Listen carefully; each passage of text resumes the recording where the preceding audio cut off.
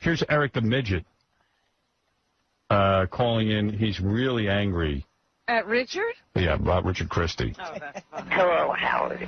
It's me. I'm just calling because I am getting sick of being used in Richard Christie's bits, my voice.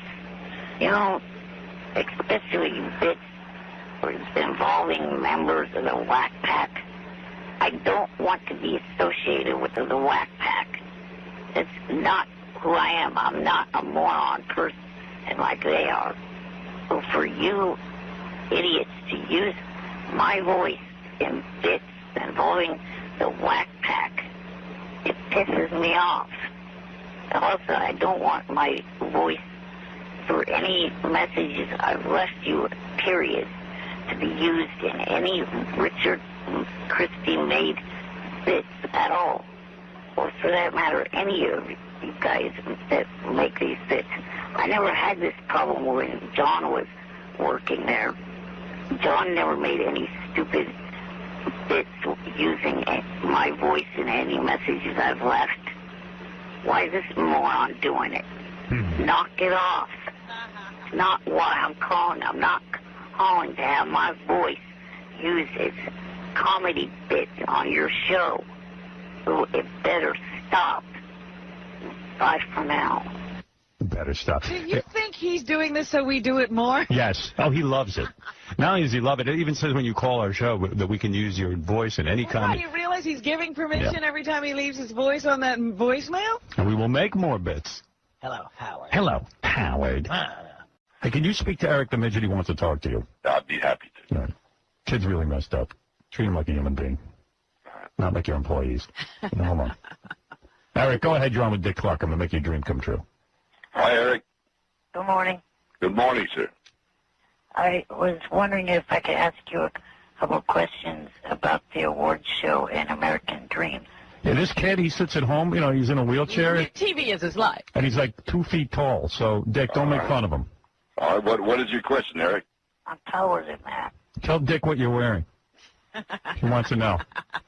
I noticed that Kelly Clarkson is going to be presenting at the award show. I was wondering what award she's going to be presenting. Eric, I don't, in all honesty, have the vaguest idea. This thing settles in around Saturday. It finally takes form, so somewhere along the line we'll know, but right now I don't have any idea. You mean you're not fixated on Kelly Clarkson and know everything she's going to do? You mean, Dick, you don't have posters in your room of Kelly Clarkson and you don't sit there and worship her? Hey, guys, what I'm saying is we got 30 presenters and we juggle the schedule. I don't have any idea. Wow, I got 30 presenters and I juggle the schedule. Wow. Hey, Eric, in other words, Mr. Clark is saying, get a life. Kelly's no big deal. Kelly's not a big deal to him. She's giving out the award for Best Midget Stalker. Notice he knew what Janet Jackson was doing. Right.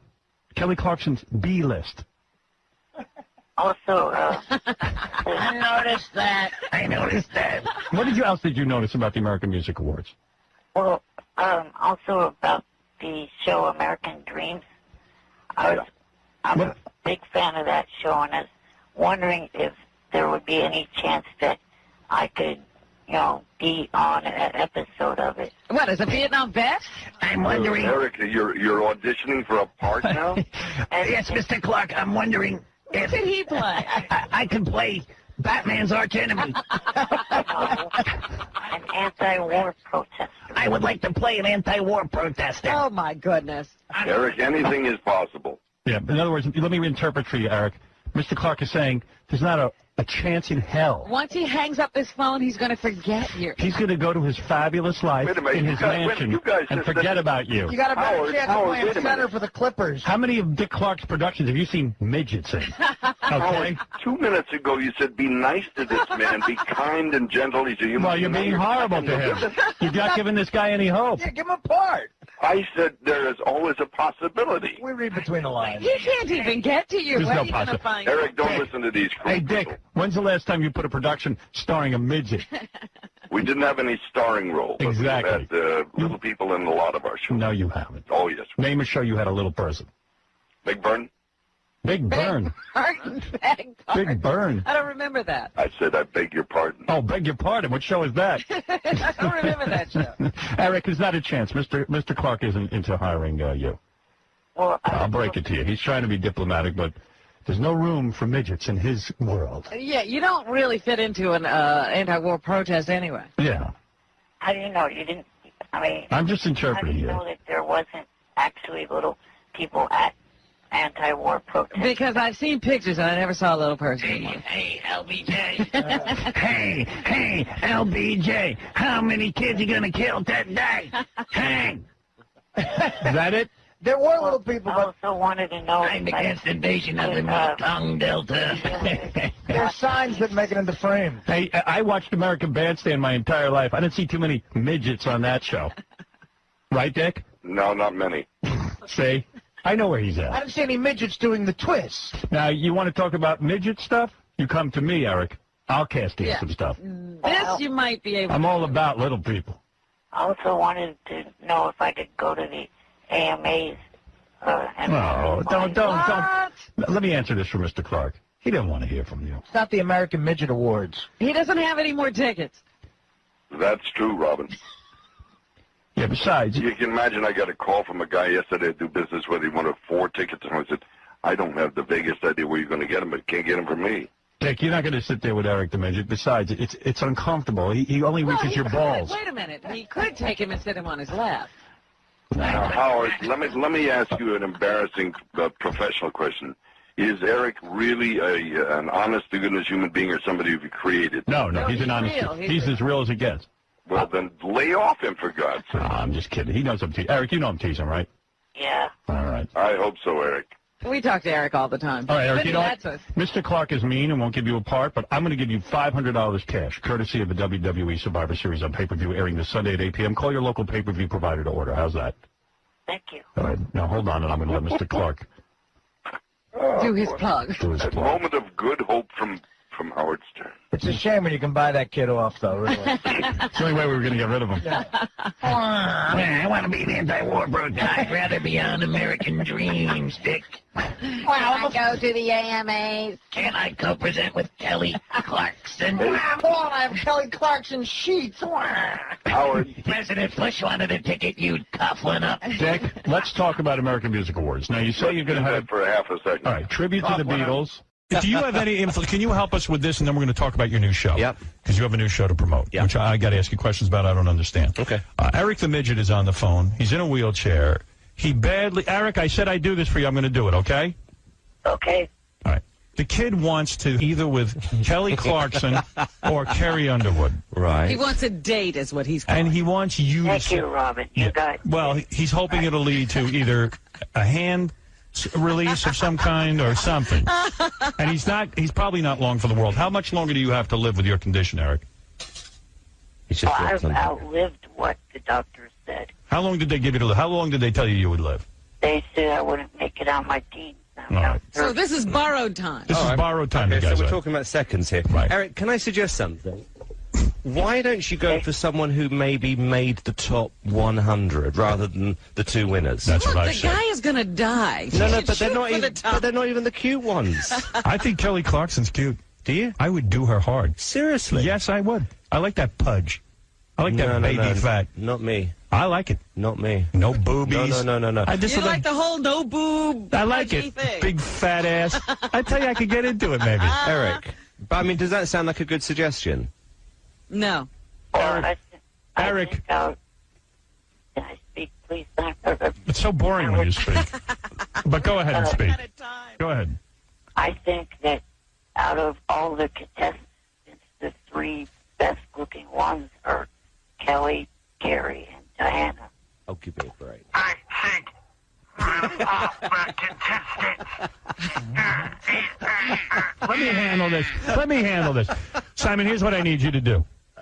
I want you to Carrie. I You want can you to get to talk to her. Carrie Yeah. Underwood. Look, it's never going to happen. He met her. You know, he met her once already. I want you to. And what did she say? We got him backstage. What did she say? She got out of there so fast. Well, of course. He didn't even have a shot with her. Yeah, Eric. I mean, listen. I'm being realistic. It's not going to happen. He says it's not going to happen, Eric. You wouldn't take our word for it. Would you take Simon's?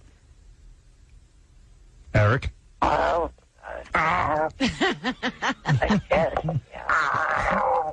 So All right. could you move on now? You can go find somebody else. Eric, I tell you what, instead of the date, I'll give you $500 cash, courtesy of GoldenPalace.net. You can win $5,000 just by signing up at GoldenPalace.net, okay? That's kind. How's that? And maybe you can get a hooker. Or something. Well, yeah, buy I was going to DVDs. say, And buy a hooker. I was going to tell you guys now that I know that we're rushing through and everything, so I've got to get out of here. All right, Eric. But Eric has not heard you. Eric, have you I'm heard telling me? you, he hasn't heard He me. doesn't want to do it. He says it won't He's happen. not going to. Thank you. You know, I go on the Stern Fan Network, and sometimes people say they're sick of Eric the Midget. I am not. I am one of those people who's not. And I see he's on the phone because he's upset that Catherine McPhee has a boyfriend. What? Why would that upset him? Did he have a shot? Yeah, like he was going to be in line. Well, I wasn't saying that I was upset about it. It's just that I heard that she had a boyfriend, and I thought I'd pass that along to you. It looks like some guy she knew before she got on American Idol, and she's trying to figure out a way to get rid of him. Because she was on one of those shows like Extra. Mm-hmm. And they tried to ask her about her boyfriend, and she was kind of like, well, you know, I'm single because, I mean, I don't have a ring on my finger, and every girl's single. You know, she was like trying to downplay it. Yeah, I think that guy's going to be gone pretty soon. Well, Eric, maybe you do have a shot. Of course I do. Well, last year, Carrie Underwood had a college boyfriend until she got into Idol, and now she's single. Of course. All these girls know how to do it. What does that tell you? What it tells you is when a girl starts making her own money, she gets a different guy. No, I'm asking Eric what it tells him. It must tell him something totally I know what different. it tells him. What? It tells him he's going to be sitting in his house the same way he always does, and nothing's going to happen. What does it tell you, Eric? Oh, no, not much, really. Yeah, exactly. Then why are you calling us like it's such big news? Hey, I measured my penis. I can call whenever I want. But I know you want to have her on next week or following week, whatever, and I just thought I'd give you that little bit of information. Eric's a lot calmer now, but when Blue Iris called him to prank him... Yeah, he was upset. Yeah. This is the usual me when I'm not being prank called by anybody or any... I'm talking to you. Could you please get him off the phone? I will not. No. Okay. No, I won't take him off the phone. See? I like him. See what I mean? And you don't like me, obviously. I didn't say I didn't like you. Well, I'm saying like it. I'm saying it. Well, then maybe, because I asked you to take him off. That's your paranoia. I asked you to take him off the phone. Believe me, if I didn't like it, you'd be out of here. Yeah, I asked you to take him off the phone so I could talk to you. You're not in charge of the show. I asked you nicely. And I said no. Is he 5? No. What don't you understand? I don't want to listen to him. I don't want to hear him in my head. I have him on the air. Where? Oh, he doesn't like me. I've never heard these kind of arguments from a grown man. Yeah, well. Listen, when you're right, you don't hear about it because you're right. But you're always wrong. I'm always wrong. Right. There are many times you're always wrong. and you perform your job, and I'm happy. But there are times that you get completely out of control, and then I tell you about it, and you fight it. I didn't. When I said to you yesterday, when I said that, I didn't mean... I know what you don't mean. I don't need... In other words, it doesn't improve my day having you going around saying things you don't mean. You put it out there. I wasn't... You're up on stage in Vegas talking about what Howard Stern show believes in. I don't buy into what you're saying. Okay. I didn't ask you to do that. I didn't write the script. I know you didn't ask me. Nobody wrote a script. Which, by the way, Ronnie, you have no personality. You shouldn't be getting up on stage thank you, anyway. Ralph. Yeah, and you have a great personality. Well, I don't. And everybody loves you. Everybody loves you, Ralph. Nobody loves me. No, I know. Well, everybody loves your personality. My personality sucks. Yours is the best. See? Because everything you do, Ralph, is the best. Jonathan, what do you have to say about it? I just want to say that he's an ungrateful piece of... Right, exactly. No wonder his wife divorced him. He's right. a little mini driver. Right, exactly. You should come down there and smack you with the... Come on. Come on. Come on down. All the big mouths. Come on down. Yeah, you should fire it. Sorry. Come on, come down here. Yeah. All the big mouths. I should come down and smack you. Well, come on down. Suck you with the pet cock. Yeah, right. Yeah, okay. Wow. Yeah, okay. That's your answer. Yeah, come on down. I'm telling you to come on down. You're telling him to come down? Yeah, let him come down. Come on down, Norton. Pete, you're on the air in Pittsburgh. Yeah, Howard, there's no doubt about it. It's time to fire him. Yeah, good. And you're up for the job, right? Put him back in the car, at least. I know you care about him. I'll go back in the car. Whatever you want, sir. Get you off, Ronnie. You know, listen to the way you're talking to your boss. I mean, I think Howard could kick your ass in reality. I've met you before. You're not that threatening, buddy. I wasn't trying to be threatening, was I? Did I try and threaten you if you met me? Did I try and threaten you? You haven't aged very well. If you take a look, you're not a good. You know, look, you're not that guy who can pick up women anymore. Okay, fine. Get into reality, right. You're right. You left your wife. That's where you ruined life. Right. Okay. You had a good woman. You cheated on her. Right. You got into the celebrity lifestyle. And now look. Well, you don't know anything about it. What do you know, asshole? I have to defend Ronnie on that. What the hell? That's what do you know? Fuck your wife when you left her. Yeah, good. Come on, get out of here with that. Dominic, go ahead. You're on the air. You guys are off topic now. Getting ugly. It's getting ugly. Yeah. Now, first of all, I think you're missing a point, Ronnie. Howard is not saying he doesn't love you or care for you or do anything for you. Dominic, I'm not going there with that. That's not what I'm going for. No, you're missing it, Ronnie. What he is simply saying is that you don't represent him with a show. Right. That's what he objects to. And yes, he does have your back. You know how he has your back? You're with him 20-something years. You make a great living. And everyone loves you. That's having your I gave him a life. No matter how many bad things I've done over the years, he's loved me and been my friend and Robin. Well, I don't love you, but I do love Ronnie. And listen, Dominic, don't include yourself in that group. No, of course not. When I jumped in the water, I haven't once heard you say, I was afraid you'd die. I wasn't afraid. Nothing will kill you. No, but seriously. No, in all seriousness, look, here's the bottom line. There's a lot of times you don't think. I know you like to think you do, but you don't. You go ahead and you carry on. You've got to think about things. And that's where you run into trouble, that's all. Thinking. You're not don't think so much. All you got to do is stay out of trouble, and then you're fine with me. Don't go around us on the show, what we think. Right. That kind of thing. Okay. You're probably better off just not doing those appearances. Yeah, Ralph. Ralph, stop. Yeah, mind your business, okay, Ralph? Because you usually get into trouble. Yeah, right. Well, you're such a... No, I don't get into trouble. This one time I got into trouble. A little bit. Yeah, a little bit. Oh, yeah, I get into trouble.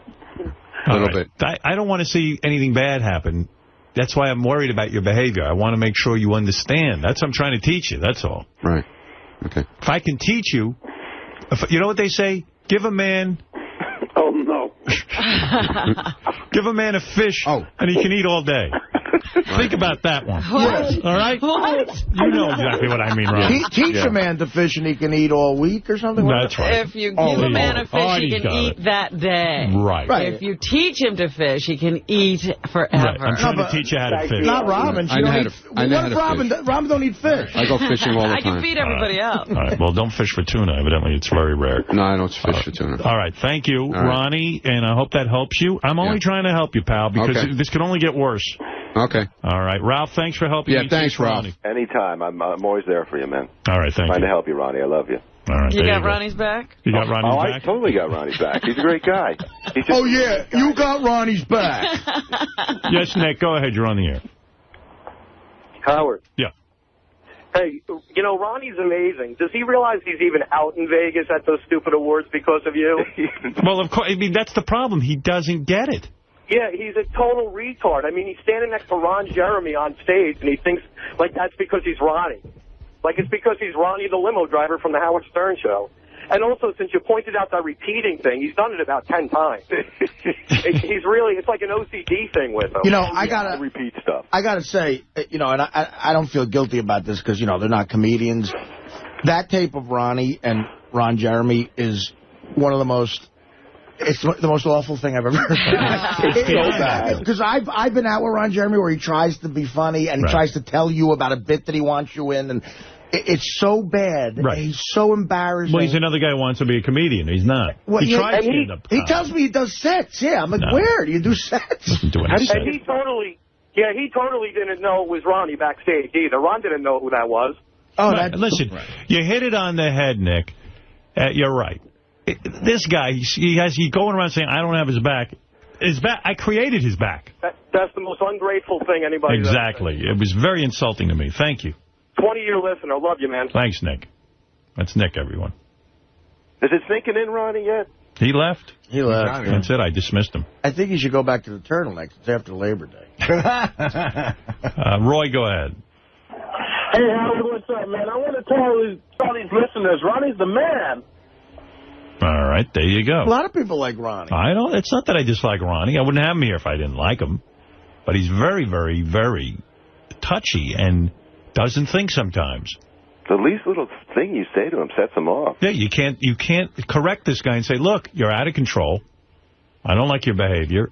This is my show, and I want people to conduct themselves a certain way. You know? And he really should have come in here and apologized. That's it. That would have been gone a long way with me. He never sees that. An apology. You walk in like a man and you say, you know what? I say dopey things. I'm not trained as a professional. I see your point. And I'm the streets, man. Yeah, I mean, what is that? Yeah, the most infantile arguments I've ever heard. Worst arguer ever. Yeah, you let people piss in the street. People do much worse things than I do. Well, it's not Ronnie, the district attorney. He's like a little kid. That's how you should. Yeah, I used to say to my mother, but all my friends do it. My mother would go, well, I'm not talking about your friends. I'm talking about you. I mean, it's unbelievable. But you let him get away with it. Yeah. You don't have my back. That's his back. I gotta have his back on everything. Whenever he's right, you never defend him. He's a 3-foot security guard. Yeah. You don't have his back. Yeah. I got a security guard I think anyone could beat up. And he's saying I don't have his back. How could he say that? You're I don't have him. I keep him on. Everyone towers over him. Well, this is exactly why he shouldn't be talking, because he never is understood. He says you don't have his back, and then he says, but I didn't mean that. Who else would hire him as a security guard? No one. Helen Keller wouldn't hire him as a security guard. She'd feel him and go, I need a bigger man. Quite frankly, nobody would hire him as a driver. He's not that good at that either. Oh, he's a good driver. Oh, come on. He's all angry when you tell him to do something. That's true. He has a terrible attitude. He does have a bad attitude. Bounces you around in the back. You go, Ronnie, you mind if I go here? You don't need to go there. Why do you want to go there? Why do you want me to drive you? You know what it reminds me of? Helen Keller was feeling when she goes, where's the top of you? Where's your top half? You know what it reminds me of? Like that kind of belligerence. Letterman used to do a bit called the NBC Nurse. And the NBC Nurse was just like this guy who looked like a union janitor guy. Just a bitter asshole. So Letterman would go down and he would walk into the nurse's office, and the guy would go, what's the matter with you, Letterman? Would you hurt your back carrying all your money? Yeah, right. That's Ronnie. Oh, he gets so angry. When someone asks him to go somewhere, I can't get back in time. What do you want? Yeah, I'll drive you there. I'm afraid to ask him to drive me anywhere. Yeah, I'll drive you there. Ron, would it be okay if we went to a store? What? You didn't tell me about this until now. Where is it? I go, well, it's spontaneous. I feel like going somewhere. You didn't tell me about this till now. Yeah, it's the emergency room, Mike. Hey, Howard? Yeah. I had an accident. You know, somebody just reminded me, on the wrap-up show yesterday, we didn't pull this clip because I didn't think it was that big a deal, but Ronnie said he thinks that he irritates you so much now that he's trying to drive you as little as possible. Wow. That other guys drive you more. No, he irritates me more by not driving me because he's trying to stay out of your way. No, he's retired now. He doesn't even drive anymore. He puts guys sometimes in there. He could do the job. He doesn't even drive on weekends anymore. I know. Way to read a situation. Direct opposite. I hired him to drive me. Now he's too busy. He's got other people in the car all the time. Yeah. He's got a whole team. Yeah, he's got a whole team. Team Ronnie. And you don't have his back? He doesn't even have to drive. No. This is a guy who's a driver, doesn't have to drive. He hardly drives at all. Apparently all he does is sit in the hallway. You're not kidding. You talk about a cush job. He's meant he used to be a driver.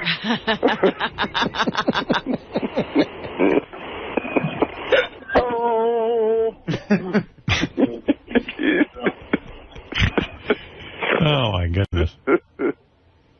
What can I tell you? I love that argument. Even when I'm right, you don't defend me. Gonna run around pointing at him. When is he right? Why would I attack him if he's right? He doesn't know when he's been right. I don't know. When was I right?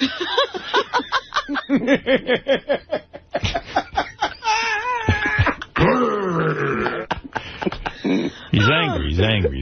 Very angry. Why is he so angry? He's happy as a clam. I don't know. He's angry. Yeah, I'm jealous of Ronnie's life. He has it way more together than me. He seems happy. Robin, he sure does, Artie. No, but he looks good. Yeah, he looks good. He's in good shape. He looks nice. He's presentable. I don't know. Yeah, why is he so mad? I don't know. Well, he needs intensive therapy to find out why he's so angry. No, what I don't understand is why he needs intensive attention from you. Oh, that's the whole thing. Oh, yeah, I'm angry. He's the angriest guy I know. Scott, who's the angriest guy you know, honestly? Be honest. Besides Scott? No. Who's the angriest guy you know? Besides me, that would be Ronnie, I guess. Why, was there something going on? I was working back. I wasn't listening. Hey, you were working. I'm glad to hear that. You guessed that, and you weren't even listening. No. You mean out of all the people that came to mind, Ronnie came to mind? Yeah, I mean, he sits in my studio. He's just like a ball of anger every day. He just sits there. What is he angry about? I don't know. He shouldn't be angry. But what does he talk about? Like to me, every minute he's angry. He doesn't even like driving. Yeah, he I don't know what he doesn't like anything anymore. Right. He hates driving, he hates guarding, and he hates everything. Oh, man. Guarding. Scott says you're the angriest guy he knows. Guarding. You're the angriest guy he knows. You want to start with me? Uh-oh. He asked me a question. I'm not starting. Yeah, it's okay. I'm the angriest guy. There you are. All right. Fine. You don't know you're angry? Whatever. See, you ask him a question, he's like, you want to start with me? Whatever. I mean, that's what you get. Yeah, put the spotlight on. I mean, I used to be angry like him, but I'm calm now. You're calm compared to him? That's right. Yeah. You don't know you're angry? I'm like a Deepak Chopra. I know I'm angry, okay? I know it. Oh, my goodness. I know I'm angry.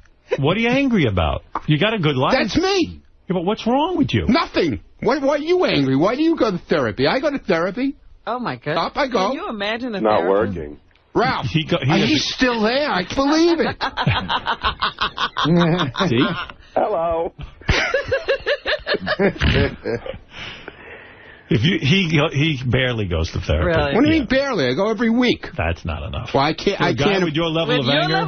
I can't go every day like you do. You should sell everything. You just go in there 5 days a week. I can't. You should move in. You should move in with a therapist. I can't. Cut down on the traveling therapist. Cut down on the gold bracelet. You should have a therapist in the front seat. You sell that gold bracelet. One bracelet? I'm busting your balls. I know you're busting my balls. How much is that bracelet? Sell it and then go to your therapist. I don't know how much therapist. it is. Somebody gave it to me as a gift. All right. I mean, it's got to be $18 if it's a penny. Then. I got to tell you, it's fantastic, that gold bracelet. Thank you very much. It. Thank you. Tacky gold bracelet. Yeah, tacky, yes. Very tacky. Yeah. Oh, yeah, it's tacky. Yeah. Yeah. Natalie. Who the hell is Natalie anyway? Natalie's the lead singer of the Dixie Chicks. Okay, so why is she picking on me? What did I do to her? She actually just listened to you, Ronnie. And why is she picking on me? She observed. She's not picking on you. She observed that every... Why is she picking on me? Every time... What did I even do to her? What the hell did I do to her? Every time she hears you, you repeat everything. Okay. She noticed that. She's a fan. She's making an observation as a fan. See how you're paranoid? She's just saying, hey, every time you talk to Ronnie, he repeats. You think that's picking on you. I'm sure she has issues with stuff we all do. Okay. All right. Can we drop this now? You hear what people are saying about you? You're the angriest guy they know. That's great. And there's a lot of angry people around here, including me, and you're the angriest. And Scott knows you the love that? That's nothing to be... And like Artie said, what are you so angry about? Doesn't bother me. I don't care. You got a great life. I don't care. And why are you trying to get out of driving Howard? Yeah, that I don't like. Because you know something? A lot I'm of not times trying to get out of better. This guy don't work on weekends. Forget about it. He's retired.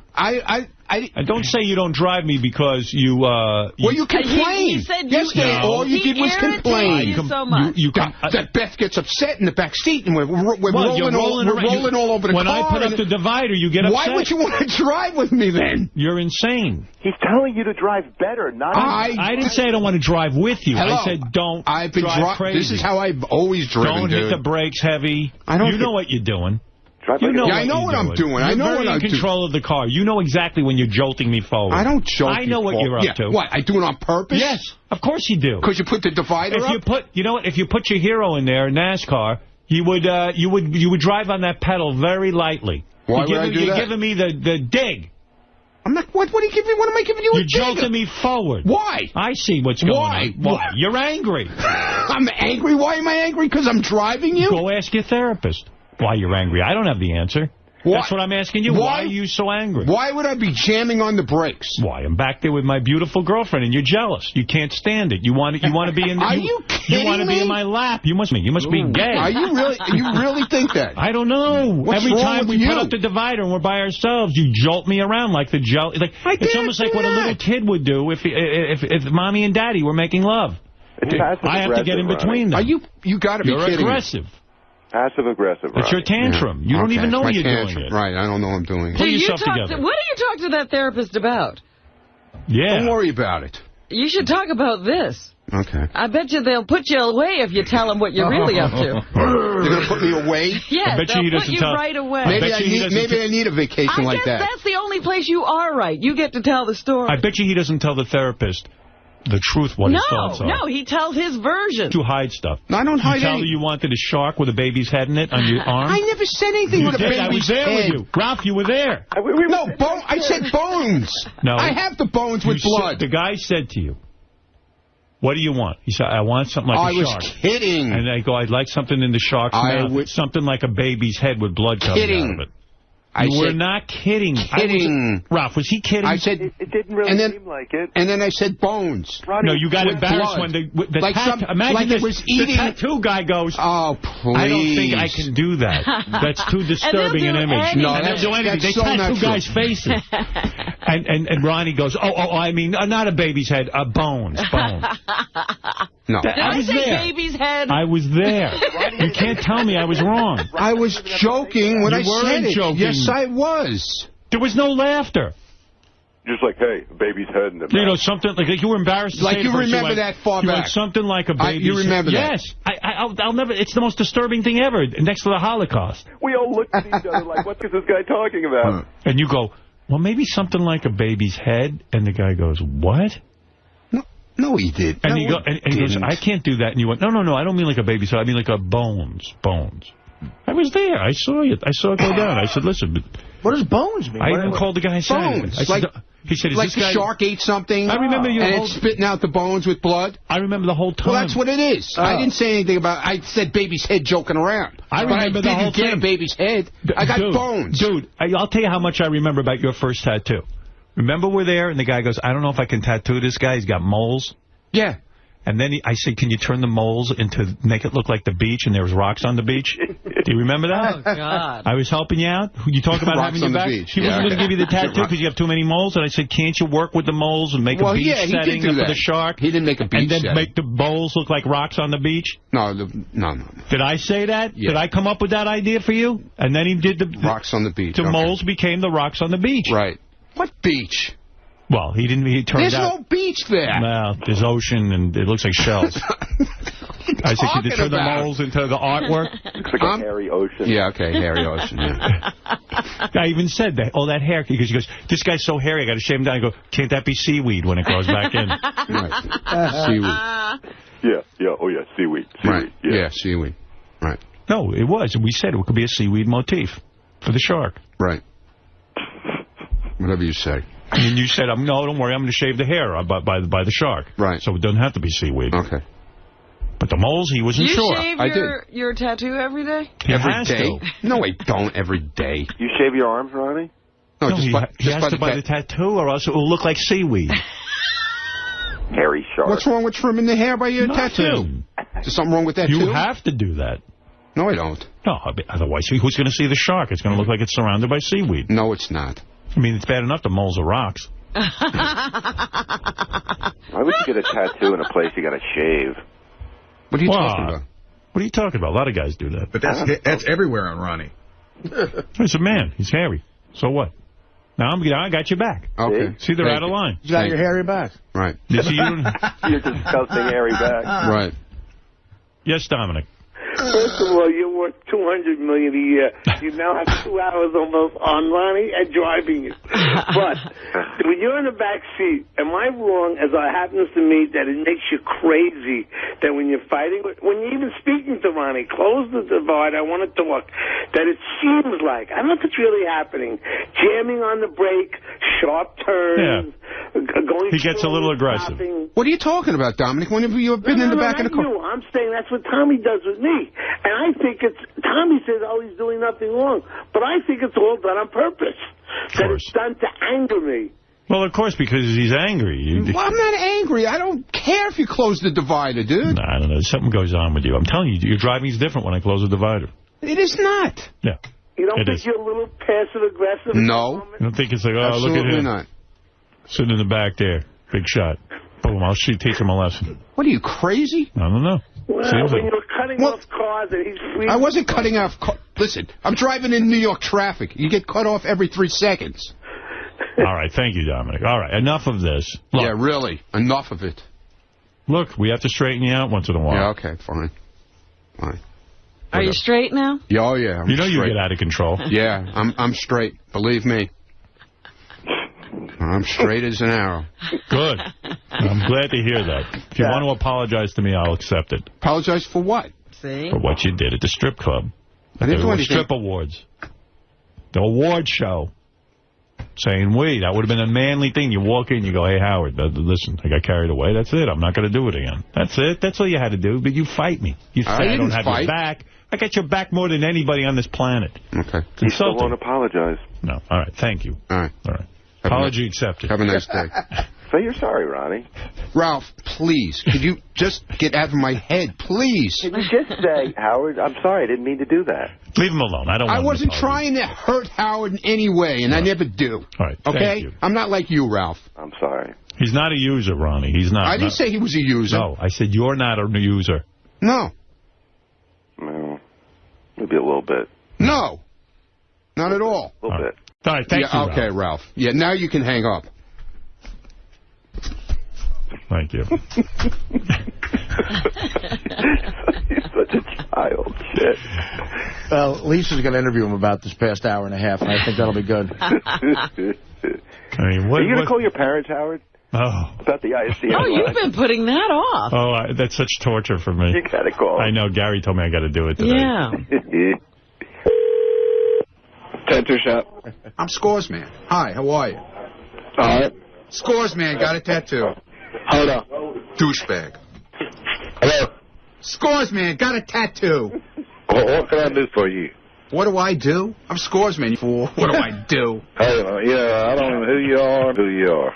I'm Scores Man, damn it. And I'm about getting drunk. I'm about having fun. I'm about having a good time. I'm about meeting girls. I'm about meeting guys. And whoever doesn't like themselves, because that's what I'm all about. I'm Scores Man. And that's what Scores Man is all about. 1531 highway, I got you in my pocket. Come on. Cocksuckers. Tattoo shop. I'm Scores Man. I'm taking care of business. I don't know who Scoresman is. Scores Man, got a tattoo. Yeah. I'm glad you got a tattoo. You come over here, fist in your face. Cocksuckers. You cocksucker, I'll beat your ass and put my dick in your mouth. Douchebag. Yeah, douchebag. All of you who are jealous of me. You're all jealous. You're jealous. You. Tattoo shop. Scores Man is about having fun. You don't like it? You can yourself. I'm gonna beat ass, cocksuckers. All right, well, thank you, Ralph. Okay, we have to take a break. We'll be hang on the phone for that. We'll be back right after these words. What's this? Eric the Midget claims he hit a slot machine yesterday for $750,000. Really? You believe that? No. April Fool. It's April Fools. Could, you know, they go up that high. Big April Fool's joke. April Fool's, Eric. I'm club fucking footed, you asswipe. I know. Don't start out like that. Let's be nice. Go ahead, Eric. Do your April Fool's joke. Not an April Fool's joke.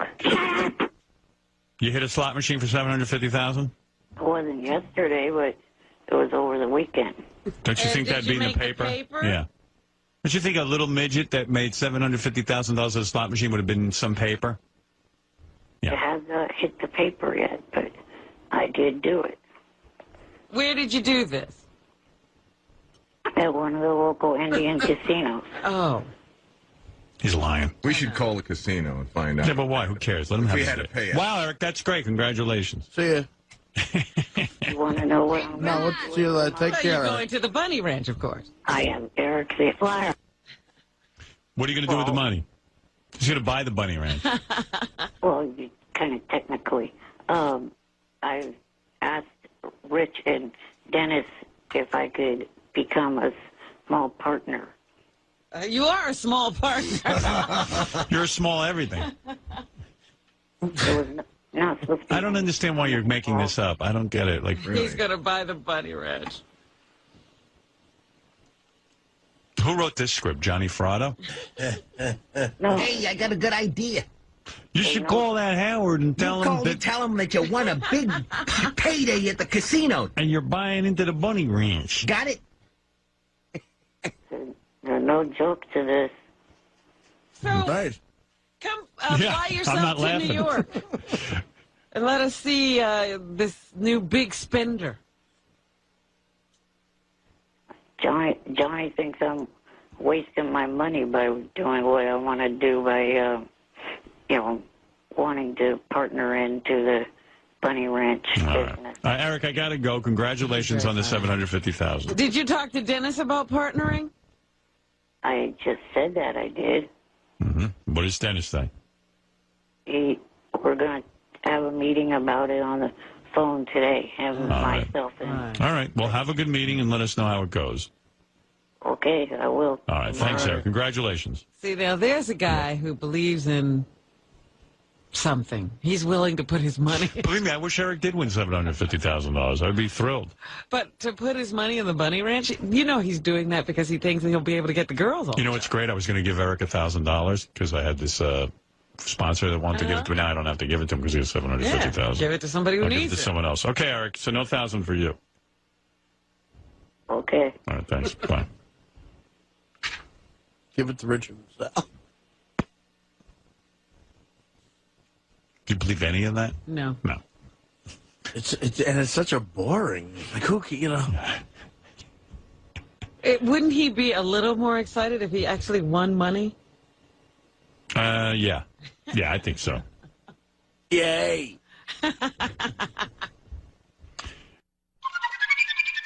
Eric the Midget.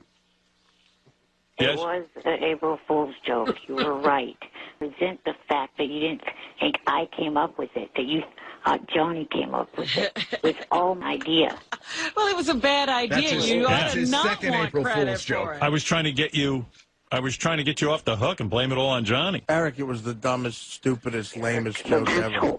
Eric calls up and tells us he won $750,000, and I go, "It's April Fool's, right?" So Eric, the idiot. It wasn't. It was just lame. No, it wasn't. Who do you think? Who would fall for that? Eric, the retard. So I tried to help you out and blame the bad joke on Johnny, and now you're blasting me for that. Yeah. Did anybody fall for it, Eric? I don't know. No one did. No. And then Eric, the shithead. he was buying interest in the bunny ranch. Right. You're still not sure that it was me that came up with it. Will All right, you came up with it. I believe you. Bye. Nobody gives a fuck. Bye. Eric, the completely All right, Eric, thanks. unfunny midget. Thank you. Are you still offering that $1,000? No, you missed out. I thought it was for real. That's how bad your joke was. You ripped yourself off of $1,000. Right. Eric, the stupid midget. Thank you, Eric. Bye, Eric. All right, that's Eric the Midget, who, by the way, is going to supposedly have a meeting at some point with one of the producers of The Bachelor. And I don't think it's happened yet, but I think that's an April Fool's that ain't. joke. I lined that up. At least it didn't seem like an April Fool's joke. It was, I think, in February that happened. Hey, Eric. Eric. Hello. Hi. Let me pause my TV. What are you watching? Sounds like he's watching American Idol playback. Yeah, it's No, I was watching the Country Music Awards from the other night. Oh.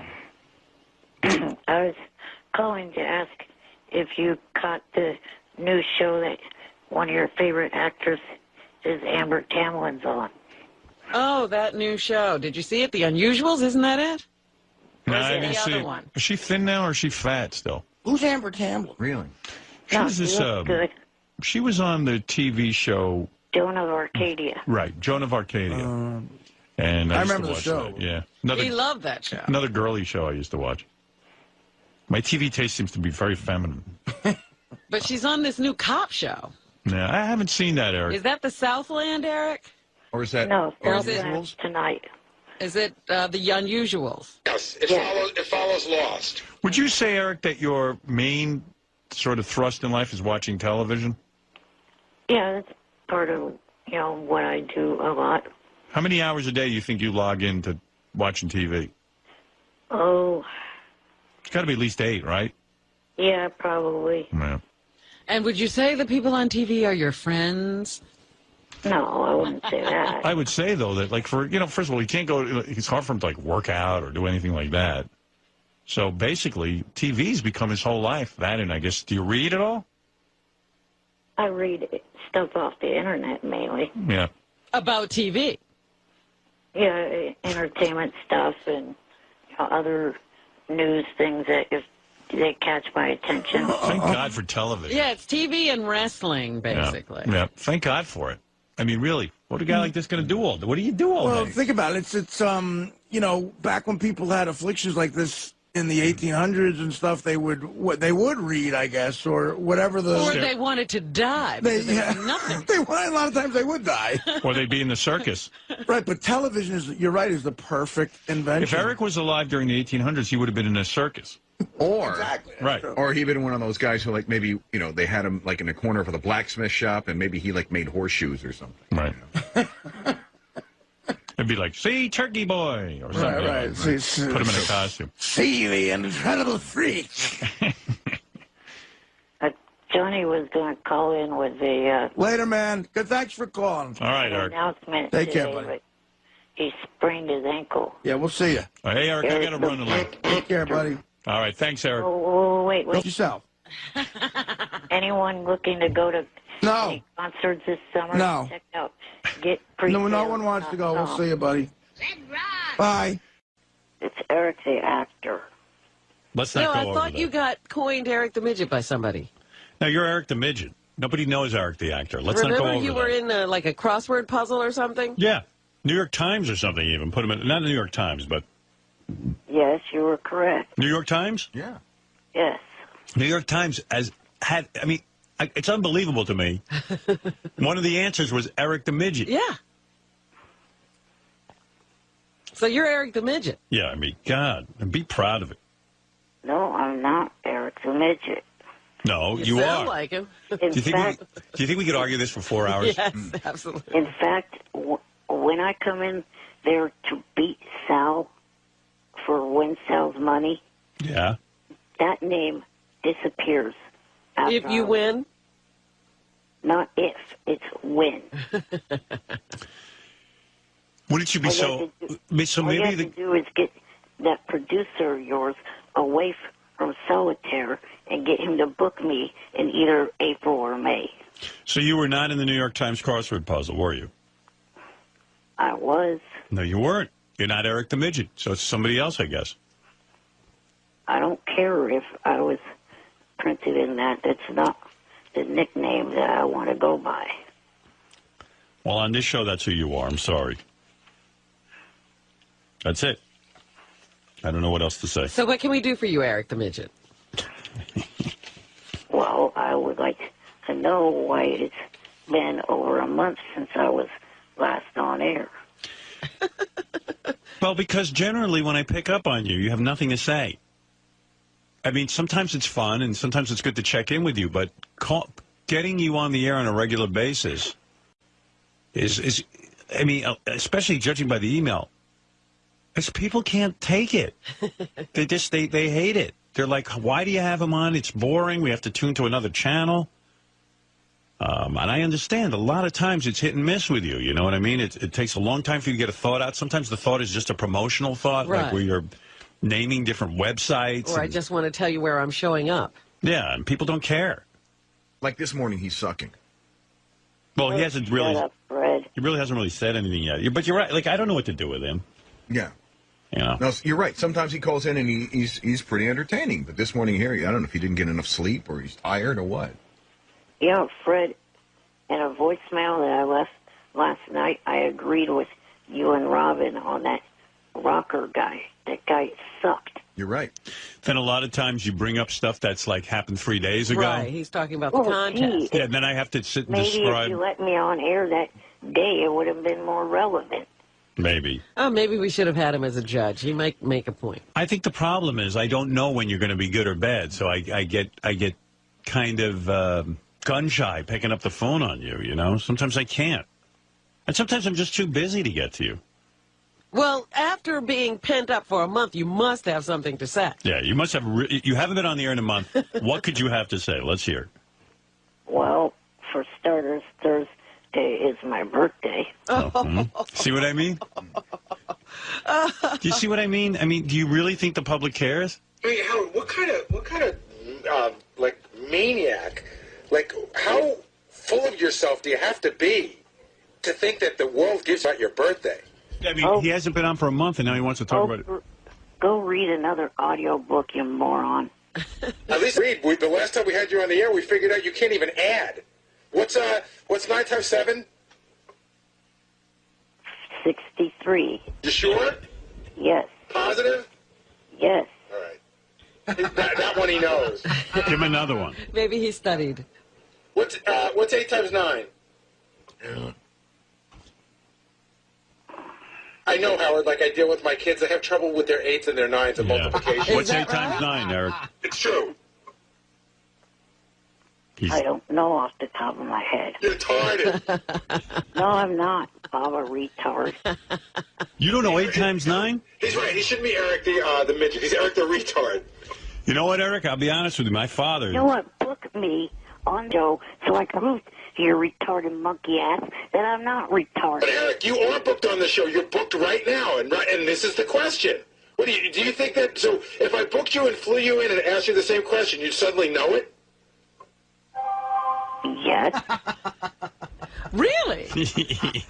The flight would help. You still don't know 8 times 9, huh? No. Wow. What do you think it is? Give it a guess. Come on. Quick. Top of your head, what do you think it is? Blurt it out. He's doing a lot of calculating. He's run out of fingers and toes. Oh, yeah, and by the way... What's 8 times 10? 8 times 10 is 80. All right, so what's 8 times 9? By the way, to your listeners, I have fingers, crab claws. All right. What's 8 times 10? I'll ask you again. 80. All right. So what? All right. So what's 8 times 9? Oh, crap. Hang on. No, come Where on. are you going? What Give are me you the doing? answer.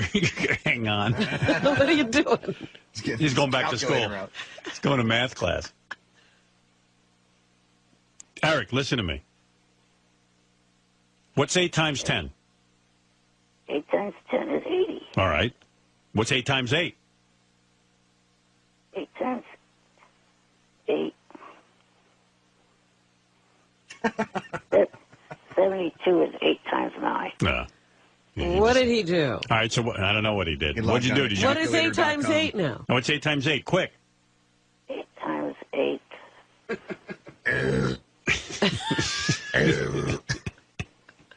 He's got a calculator or something. Yeah, he's got the computer on or something.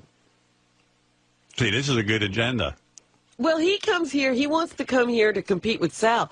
That's not going to prove that you're not a retard if you beat him. Right. Sal's a retard. You're both retarded. No, I'm not. What's 8 times 8? He's getting an answer from somebody. That's what ruins it. 64. Yeah. How'd you get? Tell me how you came up with that. Tell me the truth. I got my cell phone in my hand. Oh, okay. That's what I thought. Wow. Can I make a suggestion to you? When I was in 5th grade or whatever, whenever they teach you multiplication, yes, I was doing terribly in class. And my dad came home, and the teacher gave me a D in math. And we determined that all the other kids had memorized their multiplication table. You didn't realize you were supposed to do that? I was a really dumb kid, and like my dad sat with me with flashcards. Right. And said to me, all right, what's this? What's that? And what I did was I memorized them. You had to memorize That's them. what you have to do. You got to memorize them. Well, gee, I graduated in 1994. It's been quite a few years since I've had to do that. Yeah, but you probably never did the hard work and memorized New York Times tables. You don't forget it once you learn it. You usually learn that at such a young age, it's hard to forget. Hey, Howard, can I ask Eric a question? And I'm not being a jackass. Did you go to a regular school? Yes, I did. Or was it a special school? No, regular school. I don't believe that. No, remember somebody called in once and Eric wanted to have him bumped off because he complained that Eric slowed down the whole school or something? Right. Well, that was because they had to put in a ramp for Eric. What was that, Eric? Some guy called up and told us they had to put a ramp in for you and you went berserk? Because that ramp has been there since the school was built. Right. Yeah, that's what that was about. Eric got upset that the ramp had to be put in for him. Well, the guy claimed that Eric slowed things down. He slowed the whole school down. Everybody was trying to go home, and Eric slowed everything down. All right, Eric, look, I got to go, okay? All right. I mean, it doesn't seem like you have anything to say. Aside from the math questions, which now you have your cell phone. It's funny when you calculate in your head, but even the cell phone bit, you ruined the bit by going to your cell phone. Right. Well, I went to the cell phone because someone texted me and I had the phone in my hand. Yeah, but that ruined the bit. It was funny when you couldn't answer and you were trying to do it in your head. And then you get the answer off the cell phone and then you're not funny anymore. And we have to go. Yeah. So that's why I don't always pick. Your original question was, why don't you pick up the phone on me? Even the math thing everyone enjoys. You ruined. You ruined that. All right. Thank you. You never know what's fun. I'm trying to get down to L.A. sometime next month or something to meet with a agent for acting. Oh, good for you. I don't know if you guys have seen this show Pit Boss on the Animal Planet. That's the guy I'm trying to meet with. Named Shorty Rossi. All right. Hey, I got to go, Eric. Thanks, man.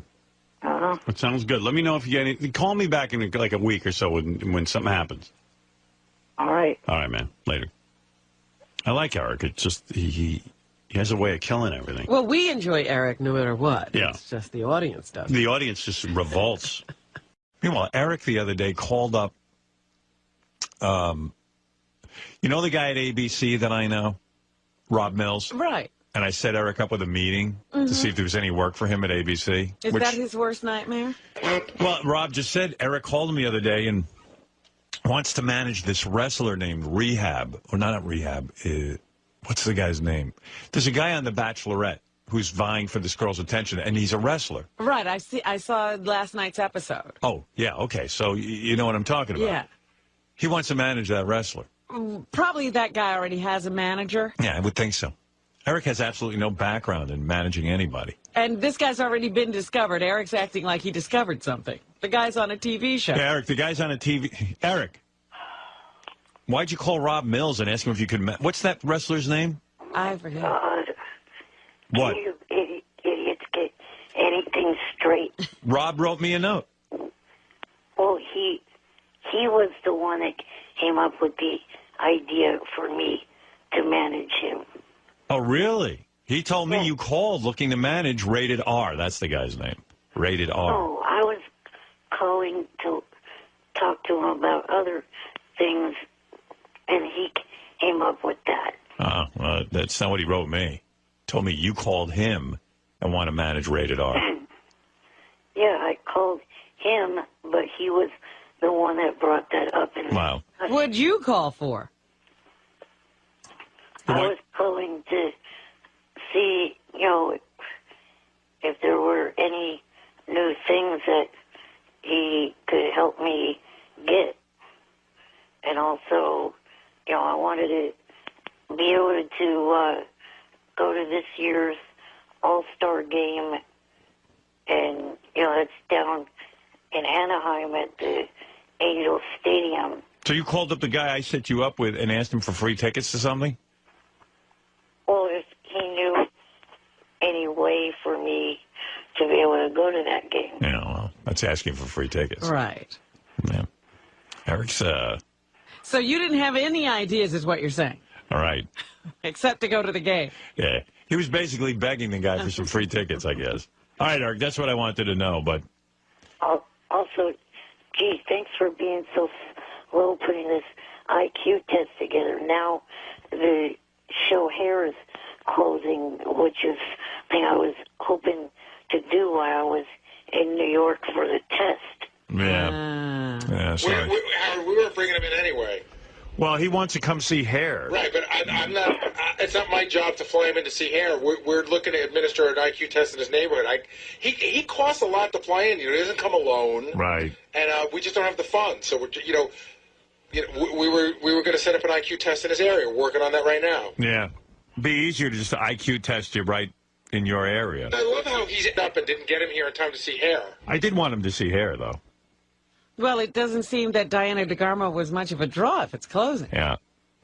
I can't believe everyone doesn't want to see her naked. Eric, I bet you that's the night Diana DeGarmo would option to wear her clothing and hair. She'd be fully dressed like a fur coat.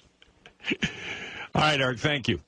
So, supposedly my friend had told me that the other night, she said that the show is doing the national tour. Oh, okay. Right, She's going to go with them? Yeah. Then she might come to Yeah. a neighborhood near you. Maybe we could hook you up with tickets. We'll find out. Because Diana DeGarmo seems to, she probably would hook him up with tickets. Oh, sure. Yeah. All right, I'll look at that. If there's a national tour, tell me, okay? Okay, I will. No, later. Eric, the complaining midget. All right, Eric. He's always looking for something. He calls that guy up and asks for free tickets. I'm telling you, it might have been funny at the beginning, but I'm sure he's sorry that Eric has his phone number. Yeah. The annoying motherfucker. On the set, he's freaking out. Right. Hey, Johnny. What do you hear, John? Oh, boy, Howard, it's not good. Well, he got up there. He was really good. He wasn't complaining about the car ride or anything, so all that came out all right. Then he got there, and they added 11 lines. Oh, no. What he already had. Oh, yeah. And then... Did he freak out over that? I don't want that? to give up. He's not over that at all. He's really pissed at that. Then... But wait a second. Does he If understand... you're an actor, you're happy to get more lines. Actors, did you tell me? Yeah, that's what I tried to tell him. Actors fight for more lines. They want to be on camera. Then they have the use of some prosthetic stuff they're going to do that I can't say. But sounds like a lot of fun. And, of course, that's going to take a little time to put him in it. So Is he freaking out about that? He's very pissed off about that. Oh, he's no kind of actor at all. I don't think acting is... Thursday Network people will be torturing him over that. And Howard, he was flipping. And then I had to go to a meeting at a guy named Jimmy Essebag's house in Bel Air. I've been waiting for this meeting for 2 months. Right. And my phone is ringing and ringing and ringing. It rang like 21 times. Right. Finally, I picked it up. I said, Eric, I'll call you back in like 5 minutes. 2 minutes later, Matt Randazzo called me, my writer, who's been told, Eric's been told, don't bug this guy. Called him and he said, you better call him. He's really gone crazy. Oh. So I go in this guy's backyard. I call him. He finds out that Langford is there. Right. So what? And he is going. I told him. I said, roll with it. Yeah, that's why he's got the part. He's upset that it's being covered by the Howard 100 people? No, he's saying he's upset because it's Langford. Oh. If it was Shuley, he would be all right with it. But come on. He better concentrate on... He is being his Yeah. usual diva self. He's so difficult. He's so difficult. My God. Well, Johnny, you're... Worst. I mean, this kid's no actor because actors go crazy to get more lines. They go, thank you, sir. I'm now more... Yeah, if you listen to those tapes I said to him, Eric, there's girls out here that are blowing everybody to get a part. Right. Just to get that two-string. Right, to do a walk-on. Very lucky. Yeah. Well, very lucky. You're making too much sense. All right, Johnny. Thank you. I feel for the people of Fringe. Right, thank you. Oh, my God. You know what? These people, I don't know how these people are going to... I'm with you, Howard. I don't think they're going to get it done. No, I think Fringe is going to be off the air because of Eric. Yeah, you know, like they'll have wasted all this money Right. getting him there, and they still won't have the shot. All right, here's a bet. What are the odds Fringe gets taped with Eric? I'll take that. 0.0. Wow. Yeah, all right. Thanks, Johnny. Okay, no problem, Howard. Johnny Fratto, who's on top of the whole Eric the He's Midget. he's the unfortunate man who manages Eric. Participate in this. Let's see. Hey, Johnny. They start off okay, and they just get more ridiculous. The whole IQ test thing is driving me nuts. This prick doctor still has not given me my results yet. Yeah. But you want him off the air, and I'm holding out hope that you'll do it on the air and be a mensch because we cost us money and stuff. Yeah, I like a man of his word.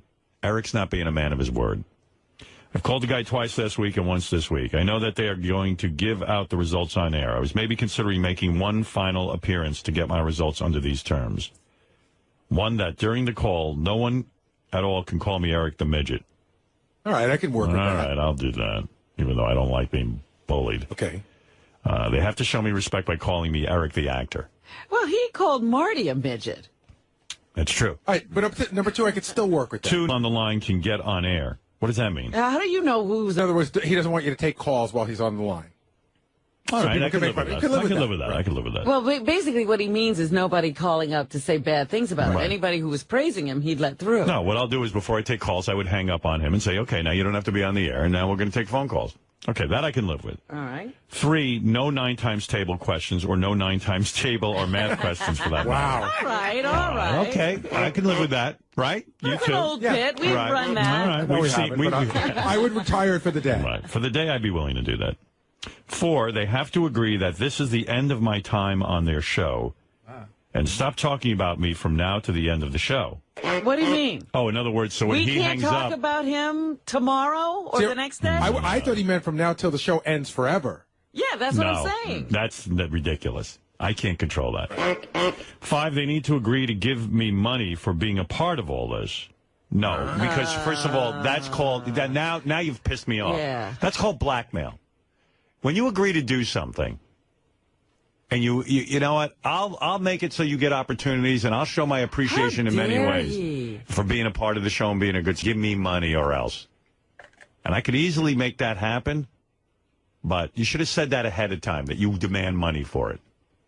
But, you know, this whole... I mean, how many TV shows? How many... access to things that he really loved doing? The Bunny Ranch visits. He's ungrateful. He's Sure. ungrateful. Eric's just being a class A. You don't do that. I have never wanted to take him and shake him before. Now I can see myself dragging him out of that wheelchair and just shaking him. The 6th and final will be that they tell me what the latest offer for an acting gig is. Yes, I absolutely would have Gary. But we won't help you get it. Well, I will absolutely tell you that because I'm a man of my word, and I told you I would. See, I have no problem keeping my word. That's why I made my argument that I can be Green Lantern, because I am honest to a fault. If I tell you I'll do something, I'll do it. Yes, but you're not. You would have to say, I will not be a superhero in every... Well, that's a different discussion. We know I'm not Green Lantern. If it means my life, I'm not going. Right. I'm not a hero. So, Eric, there's a bunch of these demands I could give into, but 2 of them I cannot. 2 are non-negotiable.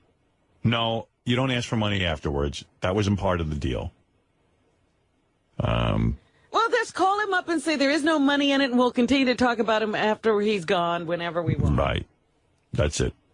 But I would comply with the other rules. I'd be willing to do that. Yeah, but time is running out. I hope this was a negotiation, not an ultimatum. Right. But, Eric, if you're listening, we're going to do this bit in about a half hour, so that's about as much time as I can give you on this. And just realize, Eric, if you don't do this today, you'll still have to wait for your results. Right. That's right. So if they've been driving you crazy, it'll continue. I'd like to work this out and have Eric be part of the... It would be fun. It would make it a better day. Hi, Eric.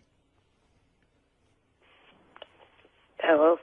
By the way, I don't have a lot of time to negotiate with you, but I'll do my best, only because I'm behind. And Will the Farter's here with a queefer. He wants to do a duet with her for the holidays coming up.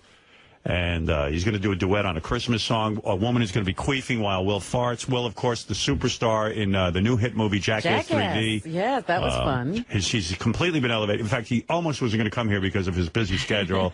But he will do the holiday queefing and farting for us, a first here on the Howard Stern Show. Eric, I've received your letter. I would like you to be a part of the IQ test results today. I think it would be the honorable thing to do because you agreed to do it. Your demands, there's 2 I won't agree to. Here's what I see. I'll tell you what. Let me get the list of demands here. Okay, final appearance, get my results under the following terms. Okay, 1, during the call, no one call me Eric the Midget. Okay, I can do that. Okay? All right. All right. We have to call you Eric the actor. All right. 2, no way on the line can get on the air while you're on the air. Okay. So while we do the results, I won't put anyone on. I'll hang up on you at some point, and then we'll take phone calls. I'll agree to that. It's a little difficult, but I'll agree to it. 3, no 9 times table, no math whatsoever while you're on. Agreed. I can do that. The 4th one I can't agree to. They have to agree that this is the end of my time on their show and stop talking about me from now to the end of the show. I don't know what that means. I mean, there's no way I can't guarantee that. People are going to call in and talk about you after we do the IQ test. Of course they are, but you don't have to be on the phone for that. From now till December 16th, the end of the show. No, I can't agree to that. I can't. I mean, and not only that, I think that this is a little bit obnoxious because, you know, you agreed to do the IQ test. We went to the trouble to do it. And there weren't any of these conditions. We didn't have to do, to have negotiations after the fact is ridiculous. It's sleazy, Eric, and I'm telling you that because I know you want to be in the business. If you try to pull that with any producer or anything, you're off. I'm just telling you the truth. 5, they need to agree to give me some money for being a part of all this. Now, extortion. That's extortion at the worst. That just doesn't make you look like a clean individual. You don't agree to do something and then afterwards shake everyone down. It's not cool, Eric. A, Wednesday my laptop broke down. And B, it's Christmas time. I need some extra money. Eric, why didn't you say that at the beginning before you agreed? Why didn't you say to me right away, hey, Howard, I could use some money for the bit? You know I'm always generous with you. I've always tried to be a decent guy with you. But you can't shake people down afterwards. It comes off the wrong way. It's not fair. You can't agree to something, and then, it's just, and then I look like an idiot. And it makes there are other people who've just given their time. The 6th demand I can give into. They will tell me what the latest offer for an acting gig is. Gary, you still know that, right? Yeah, I never said it was an acting gig. I said it was an opportunity that he'd be very interested in, but I got to go back. I'm not even sure it's still available. Right, but you would tell him what it is. Absolutely. All right. That I could agree to. So I can agree to most of this, and I would like you to participate in it, because I think that we have been honest with you, and I think we have been fair with you, and I think we went through a lot of trouble, and you were the one who wanted to be in this anyway. And just think of this, you will have your results right now, as opposed to still having to wait for them. Right. Because doctor's being, even though you said it was clear for him to give them to me, he still has not called me to give them to me. He will. But we have the results. You could have them today, if you agree. What do you think? You want to be part of it? If you don't, I'll instruct the doctor to give them to you after the bet at some point. I don't know when he can get to it, but at some point he will get to you. It's up to you. But you'll have the results now. What do you say? I'll agree to it, even though you're not meeting all of... Well, we're meeting most of them. Right. Eric, he's meeting 4 of the 6, and I'll tell you what, I'll throw one in for you. Go ahead. I promise from now till the end of the year, either on the regular show or the wrap-up show, I will not make any negative comments about you. Wow. Okay. Well, that's nice. All right, so you're participating? Yes. All right, and I'll tell you what, because he's being magnanimous, Gary, do you have any money for him? I actually, Howard, don't have... Well, hold on a second. I don't think I have any money left. I I only have Steven Singer gift cards left. You I had want money to? all week. What is that? I had money all week, but we gave it away. He didn't call in soon enough. I will have money when we get back. If Eric wants to call in the money From when what? we get back, What sponsor? it'll probably be either 7-Eleven or Iovate or something like that. All right, I tell you what. I'll give them the $711 from 7-Eleven, and if for some reason they don't make good on it, I will put up the money. You know what? You can give it to him now, and we'll just mention it again the week we get back. Hey, we gave the money All to right. Eric, and we'll plug it. Because, but in the future, Eric, you should never do that. You don't do that. You don't say to people afterwards, "Hey, give me money, or I'm not participating." But I'm going to give you the $711. Thank you. All right. Good. All right. So everyone's in. We're going to find out the results today. The following people are getting their results: Eric, the actor. Eric, the actor. Give me the list of people. Will the farter. Oh, yeah. Will the farter is in on this. That's why he's... What? I should have put Fred can't hit any sound effects. Too Well, you didn't. You're already in. It's over. I'll tell you The what. negotiation is over. You made out pretty well, Eric. Right. Right. All right. Will the farter, John Hine, Steve Gorillo, Will Murray, Bobo, Mike Ganji, and Eric the actor. All right. Now, can I talk to you about some of the Yeah. stuff that's going on out there? Everybody's being pretty quiet. Ganji might die of a heart attack before he gets in here. Really? He's so nervous. He said that if he's lower than Grillo, he might kill himself. He said that he's having neck pain that he thinks is due to the fact of the nerves of this whole day coming on. All right. I tell you what. I'm going to put Eric the actor on the hold line. I'm going to take a break because it's been an hour and 19 minutes since we've broken. And I think we should come back and do the results. And after we do the results and get all of it, and we have to have some betting first. I need to get in on this. I need to get action. I brought mine. I have $400. I'm ready. I have a few hundred on me, too. I brought in $30,000 in small bills. I'm ready to go to the man on this. This is going to be a tough. This is going to be a very tough IQ test. It's not the same. It's not so easy as the first one. Like, I think an interesting bet is, will Eric the actor beat anyone? Okay. And, and you get money for that. Or I got Will the farter versus Grillo. Eric, do you think you could beat Will the farter? I think so. Hey, and by the way, a good contest. Howard, you got to get Will the farter in here because Will the farter is absolutely positive. He thinks he's a genius. I think he's willing to bet money that he absolutely is smarter than Will Murray. Really? Absolutely. He I'll knows take that money in on his that. heart. But he also said he could beat Scott DePace's 122. Yes. Eric, you think you could beat Bobo? Yeah. I say Bobo and Eric. Do you think you could beat Will Murray? I don't know. All right. Here's one for you, Howard. Will Bobo or Sal, even though it's the old one, will Bobo be higher or lower than Sal? Bobo will be lower than Sal. Really? Yeah, what was Sal? What was 102. Sal? 102? Bobo will be lower. I say Bobo's in the 90s. Wow. Is Bobo here? I hope. Yeah, I think so. Right? I'm sure everyone's here. But let's start. Why don't we Let's get everyone? go to a break. Okay, let me take a break. I'll get everyone in here. Eric will be on the phone, and then we'll let some betting go down. Yes.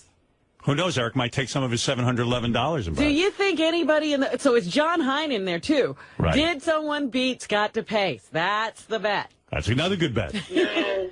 What, Scott? No, they will not beat me. What if Eric the actor beats you? Oh, God. You say there's no chance of him beating you. Then that just ruins the test. Oh, it's the test that'll be wrong. All right, Eric, I'll put you on hold. Okay. All right. Isn't this fun, Eric? See how much a good time you're having? Yeah. And I'm proud of you. See, now you're a man of your word. Yes. A man only has one thing. His word. I read that last night in my... What, are you reading the Bhagavad Gita? No, fortune cookie. All right. Eric, hold on. All right. So enthusiastic. I know. You're trying to, work up some energy over this? All right. All right. Eric the actor, everybody. He's with us. That's right. All right. We will have the results. We will all have betting and fun right after these words. Yeah, I mean, I don't want the crazy hateful negativity, but I can't it can't be all beautiful either. Right. People have to be. Why can't you just get rid of it? Get rid of the website altogether? Yeah, close it down like you did, like Eric and I were talking about. Keep it closed forever? I Yeah. could just go to Facebook. joke, I guess. I mean, like, why even try? Like, why, why, like, you've done it now.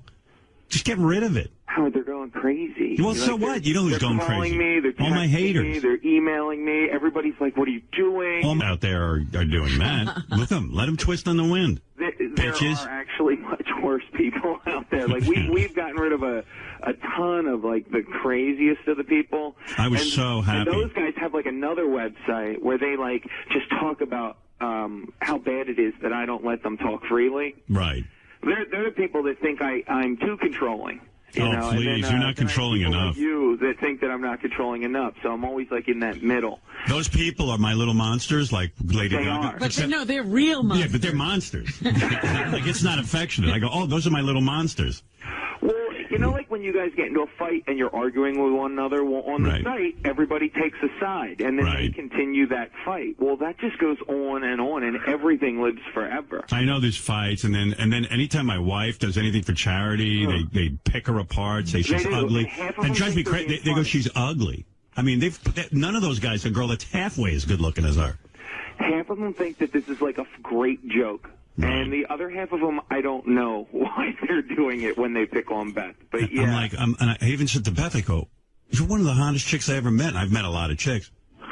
She goes, yeah, but your fans are so mean. I go, I know it's embarrassing to me that my fans are so, like, they're my, like, Mariah Carey's fans don't sit there and goof on Nick Cannon. Yeah, I mean, leave that to other people, my fans. I mean, it's hardly. Your fans are horrible. It's false advertising. It's not this. I called them wolves one time. Yeah, my little wolves. Yes, and that is more accurate for your guys. Yeah, well, keep it closed. Come on, man.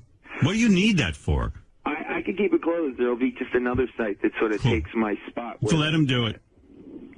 Let him do it. Be done with it. Okay. What do you need it for? I guess I will stop working on what I've been doing for the past day. Well, do whatever you want to do, I guess. I mean, I can't tell you what to do, but Eric and I are happy for one, and I suspect Johnny Fratto's happy. Well, Eric's happiness is number one on my priority list. All right. Thank you, Mutt. All right, you have a good one. There he is. Mutt says he's not closing it. He's working on something new. Revamping. He's revamping. Get a new logo. That one looks like Jackie Martling lettering. I've fallen in love with that logo, but I will find a new one. All right. Thank you, Mutt. That's Mutt, who he's at a crossroads, it seems. Well, all you got to do is just change, like, the stern, you know, the S could stand for, like, stupid fan network or something. Yeah, because I feel like an idiot when I read it. I tell you, it's crushing. I haven't read it in years. It's crushing. Right. I mean, it's just overwhelming. If I read that every day, I would jump out a window. Well, that's that cyberbullying that everybody talks about. You know, I was bullied my entire life, and then I became cool on the radio, and now I'm being bullied again. I can't get away from this. It's bad. It's bad. Stupid fan rant network would be good. You know what I mean? That way, it's not really. Not tied to you, yeah. Yeah, it's funny. I was listening. I was in my car yesterday, and I'm listening to the show played back, and I'm listening to the part where we're interviewing Johnny. And it's so fascinating to me that, Nick, he had a father who was the head of the mob. And just listening to the stories and stuff, I get such a kick out of that. Like, it's crazy. And then my father would go, Howard, if you go on YouTube, you know what's kind of funny? What I always thought was funny is when you and Artie would do impressions of my voice, because you did an impression of my voice, and then you would do Kennedy's voice. Well, if you go on YouTube right now, you can see my father. You can actually see him going before Robert Kennedy, being questioned by Robert Kennedy. Really? And it's both voices. Well, you can also see my father. It's like, listen here, Mr. Fratto, I want to ask you a quick question. Yeah, what is that there question? I don't understand what you're saying. Here's what my dad said. He said, I respectfully decline to answer the question, and under the Constitution of the Fifth Amendment, I reserve my right to. But I was thinking about it. You never. How much time did you actually spend in jail? No. I was only in jail 11 days. I was supposed to be there for 5 years. It was a shock sentence. I didn't know I was going to get. I had no idea that judge was going to do that. I thought it was unbelievable. After 11 days, the judge let Johnny out of jail and then disappeared in Florida. Yeah. He retired. It was the last thing he did before he retired. Yeah. Well, I guess somebody maybe spoke to him or something. Who knows? Yeah. Well, you know, God, something. Who knows? That's. But I believed in God back then. I'll tell you that. Yep. Hey, Eric, Johnny, I got to go, man. But thanks, guys. Okay. All right, later. Eric has another thing. There he goes. What do you want now? One of the last things that I wanted to say was someone posted on my Facebook, "You ruined my life," for, the fact that SFN's closed. I wrote back, "Wah, SFN is gone." See how bad Eric can be. Now you're turning into one of these people. 0.0 chance that I give a shit.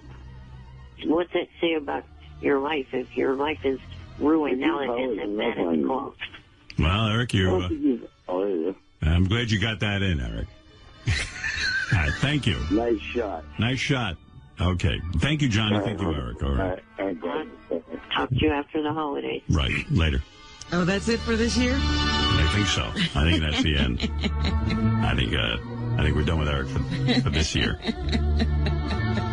Well, when we get back, it'll be the build-up to Eric's appearance, his acting gig. Yeah. Howard TV has video of Johnny Fratto's dad testifying. Oh, wow. Let me see that.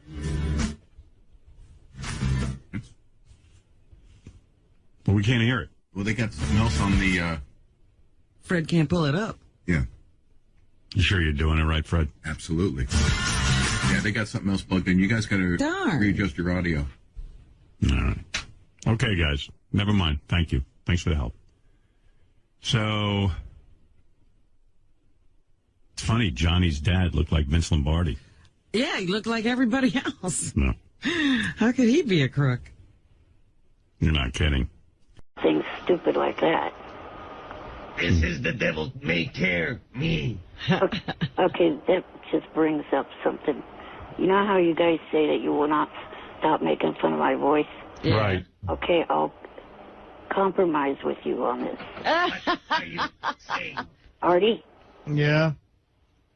Stop. Okay. Stop what? Whose name is on the show? Howard Stern. Right. So to me, the only one in that studio that can make fun of my voice is Howard. How is that a compromise, you little douchebags? Because I'm at least letting someone do it. You don't get a right to tell people who can do it. Yeah, why would we compromise? Everybody likes goofing on you. The compromise is the one we worked out. You complain and we'll keep doing it. Right. I'm throwing my midget weight around. Eric, go back and think up a new one. I got to move along. Thank you, Eric. How about we go back to the compromise if we completely ignore everything you say? All right, Eric. Have a good day.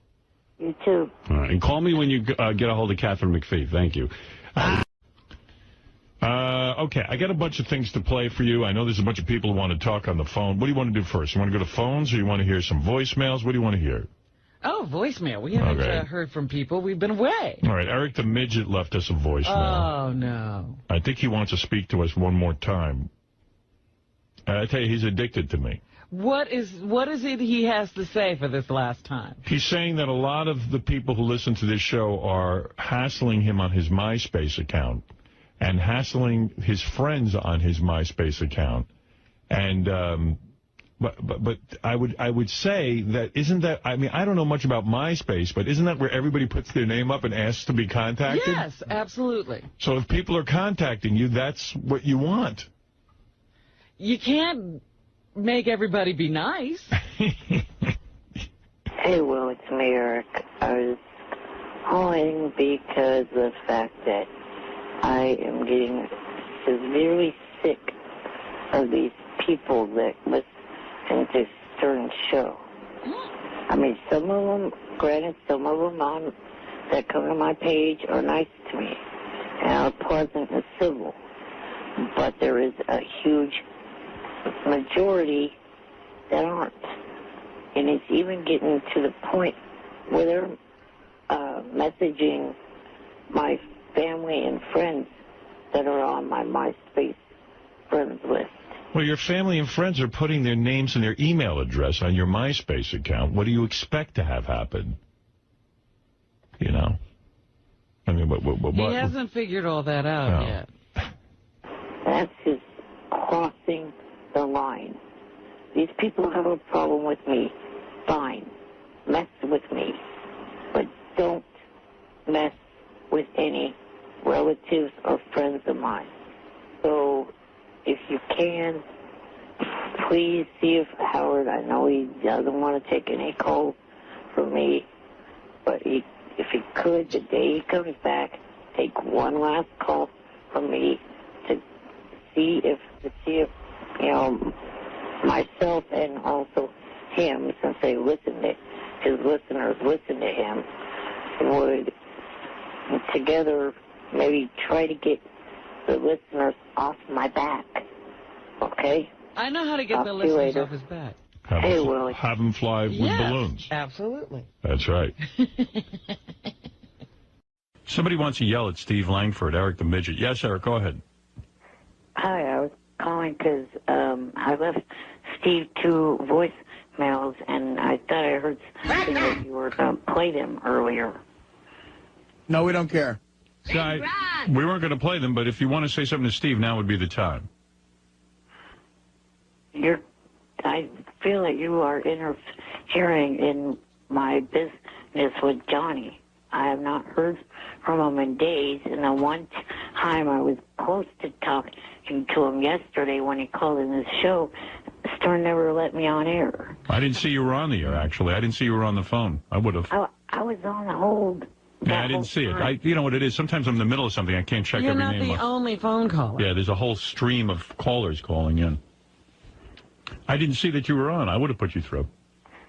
I was hoping to get on air while Johnny was on with you to see what was going on. Well, I was talking to Johnny about something else. I felt, first of all, I didn't see you were on, and also maybe it would have interrupted the flow. Now, you still haven't heard from Johnny, though, huh?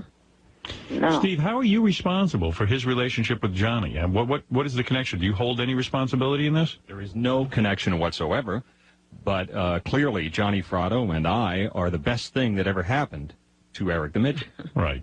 I agree. I mean, you publicize him and publicize his work. Absolutely. Because it's interesting. Yeah, I don't think Johnny is, I don't think you have anything to do with Eric not hearing from Johnny. No, I think Johnny just gets a little burnt out on Eric. Yeah, he's busy. He's busy. Have you talked to Johnny? I did talk to him briefly about this, and he said he was busy. Oh, you talked to him about whether he's yesterday, upset I think it was. with Eric? No, he said he wasn't upset whatsoever. He just said he was swamped. Cool your jet. You know, Eric, not to make you feel bad, but you sound like a woman who wants to date a guy so bad that she calls him every minute. Why are you not calling me? Why are you not calling me? Why are you not calling me? And it turns the guy off. You got to be a little bit aloof. Well, I also had a deal to do something in Vegas on the weekend of the 30th and the 31st, but yet I still have not heard anything about that. Well, then I would tell Johnny, listen, if I don't hear about it, then I'm not going. Do you have his email? Yeah. Then just drop him a line. So you need the particulars. And if he doesn't give you particulars, then assume you're not going. Yeah, be done with it. Don't start calling all the time. So you tried. That's it. It was supposed to be a paid thing that him and I were going to go to, and well, I guess it's not happening. I think he said something about Brandy Tallur was supposed to be there as well. Who? Brandy Tallur, right? She Playboy or something? I don't know. No, a porn star that I really like. Oh. Well, you know what, Eric? I'm going to tell you something about life. When somebody doesn't respond to you, you walk away and you just say, look, when he's ready to talk, he'll call me. That's it. Yeah, don't assume that it means anything. Just wait for your answer. Zero. Yeah. What are the amount of dollars that'll probably be coming in from that appearance? 0.0. All right, Eric, thank you. And there's your conversation with Good Steve luck to you. Hope you and Johnny get in touch soon. Thank you. Somebody with a sane, clear head. Eric, what do you want to say? I wanted to ask Artie a couple questions about Friday night's show in San Francisco. Well, I don't even know I have a show. San Francisco? You're not coming, are you? Yes. Your best friend is not coming? Of course he's coming. You didn't know you have a show in San Francisco? I forget from day to day. When is it? Someone pushed me in front of a microphone in Schenectady last week. When is the show? It is Friday night at the Masonic Auditorium in San Francisco. I'll be there with Levy and Sal. Friday night. And Eric is going? Eric, I know you live in that part of the country, so are we going to be graced with your presence? Yeah, I'm coming. Well, what do you want to know from me? Well, one of the things I wanted to know was, what time does this show start? I have no idea. Wouldn't that Why say? don't you know? Wouldn't that say on your ticket? The tickets are being left for me at will call. It's $35, by the way. Right. Is that what it costs to see you? 35? That's what his price is. Oh. Usually it's 25. So you don't know what time you go on? It's probably like 8 o'clock, Eric. Can't you call the theater, Eric? Yeah, I was going to say, why don't you go on the website of the theater or call the theater? They don't know. Bug Teddy. Teddy knows. Right. What and else? Then, this isn't really a question, but when I go there, I'll be bringing some things for you to take back with you. I'm not taking anything back. Show. I'm not taking anything back with me. FedEx it or something.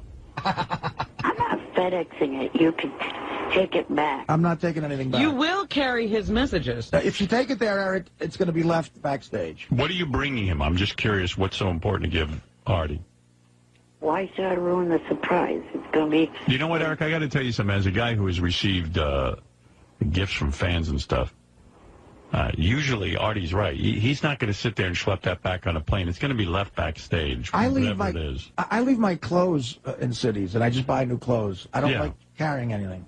Yeah, he's got to get on a plane. He doesn't want to be lugging your stuff. He's not going to lug your garbage, and probably 9 out of 10 chances are that this is garbage you're going to get handed to him. It is. And the only thing I have is Let's hear what the garbage pack is. of cigarettes. What is the garbage? Well, then I'll hand it to Sal or something. No, Sal's not good. What is it? I don't really want to ruin it. It's all right. Ruin the surprise. I'm giving you permission. Does it say I guarantee it's going to be ridiculous. What is it?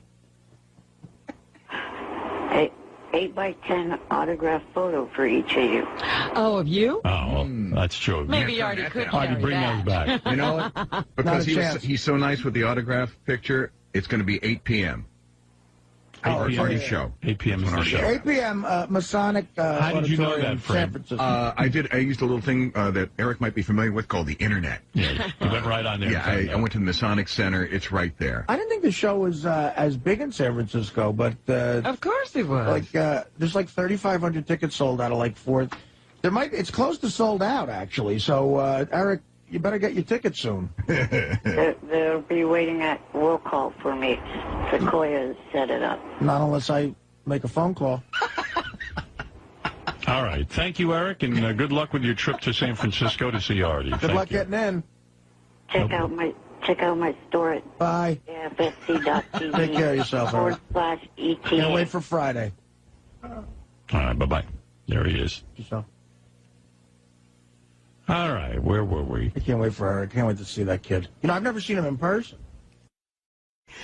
You know, you give Eric life. Eric the Midget. Yeah. Yeah, I know. You give him life. You're such a good person. I am.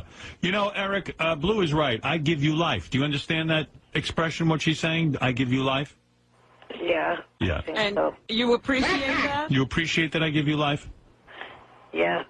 Oh. Oh, there you go. Yeah, every one of the Wack Packers, you do for them. Right. And I love you for that. Well, thank you, Blue. And Blue, enjoy your time in New York. I know you're from Los Angeles. You're in the How long will you be here? How long will you be visiting this fine state of New York? Till Wednesday. Till Wednesday. And what is your agenda? I would make some prank calls. You can do some with Richard and Sal? Yeah. Calls? Good, The yeah. Jack and Rod show. All right, good. All right. Will you be speaking at the UN? I understand. No. No? Are you Okay. here for the dignitaries? I'm going to be doing a 3-act play called Blue Moon and Rejoice, the 3 comedians. All right. And we've got a producer and a director Well, it and a sounds money great. person. Well, let me thank you for stopping by, and I wish you good health. How come you don't pick up my calls? What? I call you, you don't pick them up. I don't have a phone where I pick up calls. I don't. You're calling the show, and they record them, and that's it.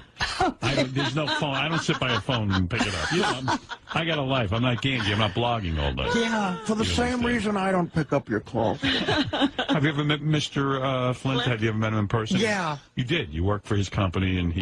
No, I met him before that. You did. I have his screenplay. I don't recall that. All right, very good. All right. Well, anyway, we're going to be back, right? Eric, did you have anything you wanted to add? I just wanted to know if Artie brought in the package of food. We'll never see them, Eric. I forgot again. Eric, what did I tell you when you told me you wanted Artie to bring in pictures here for you? I told you the guy is irresponsible. He can't do it. The man's an ex-heroin addict. Yeah.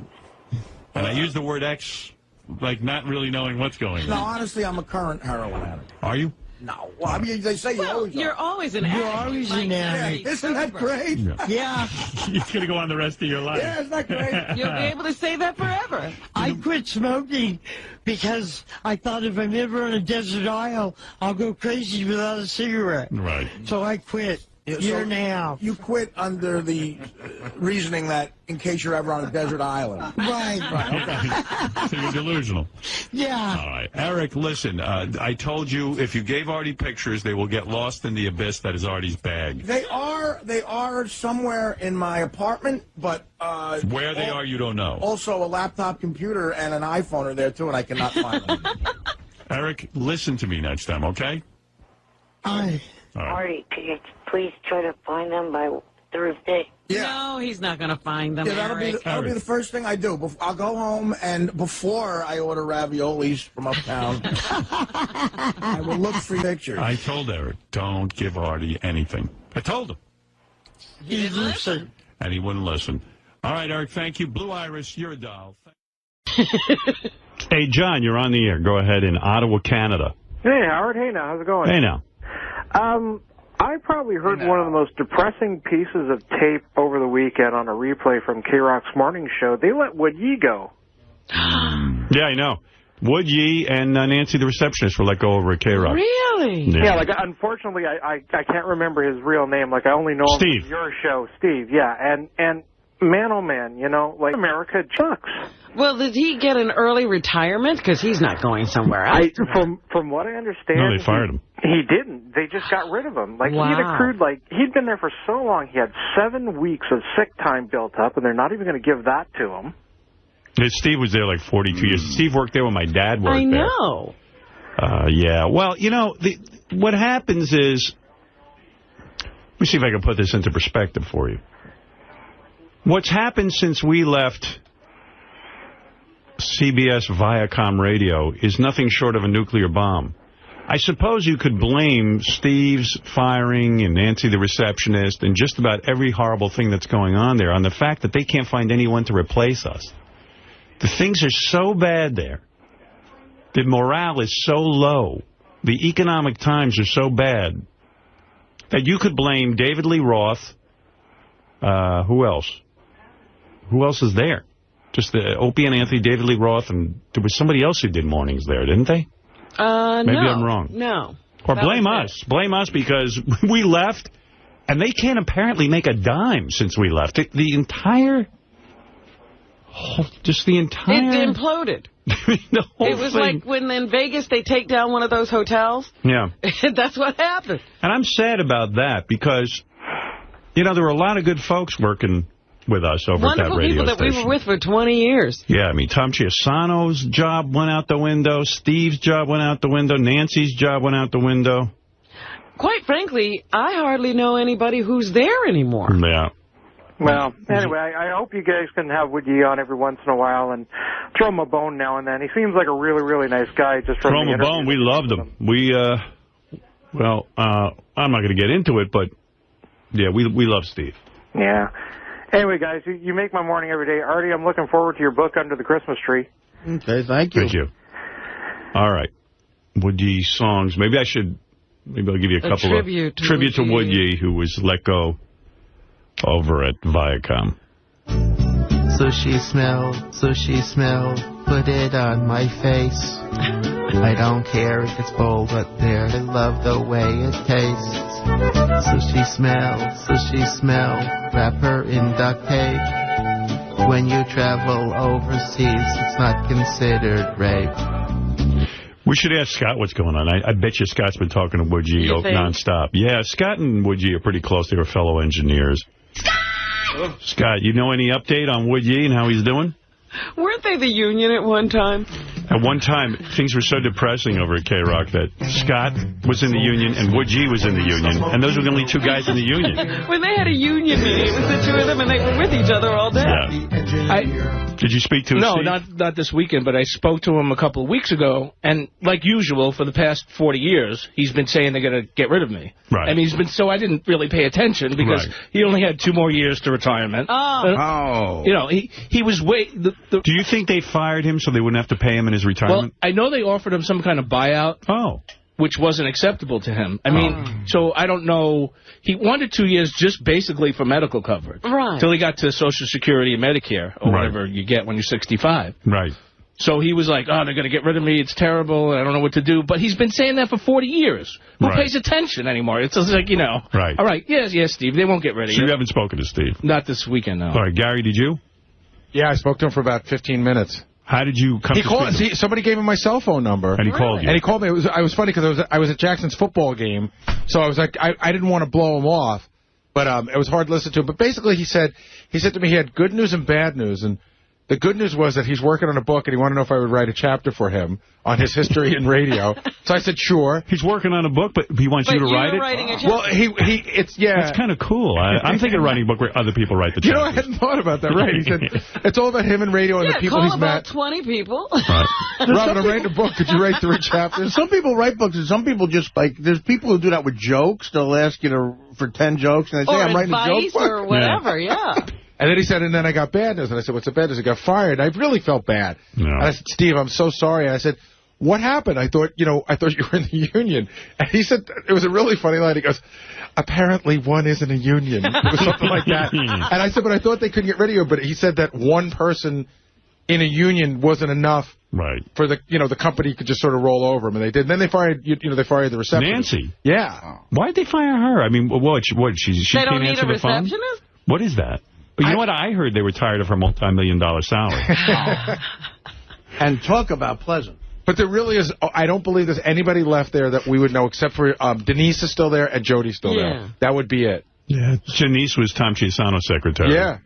And Jody was head of promotions. Yeah. So that's a real... Jody's now head of promotions for like 17 stations. Yeah, promotion and marketing for everything. Things have gotten so bad in regular radio that now they give like...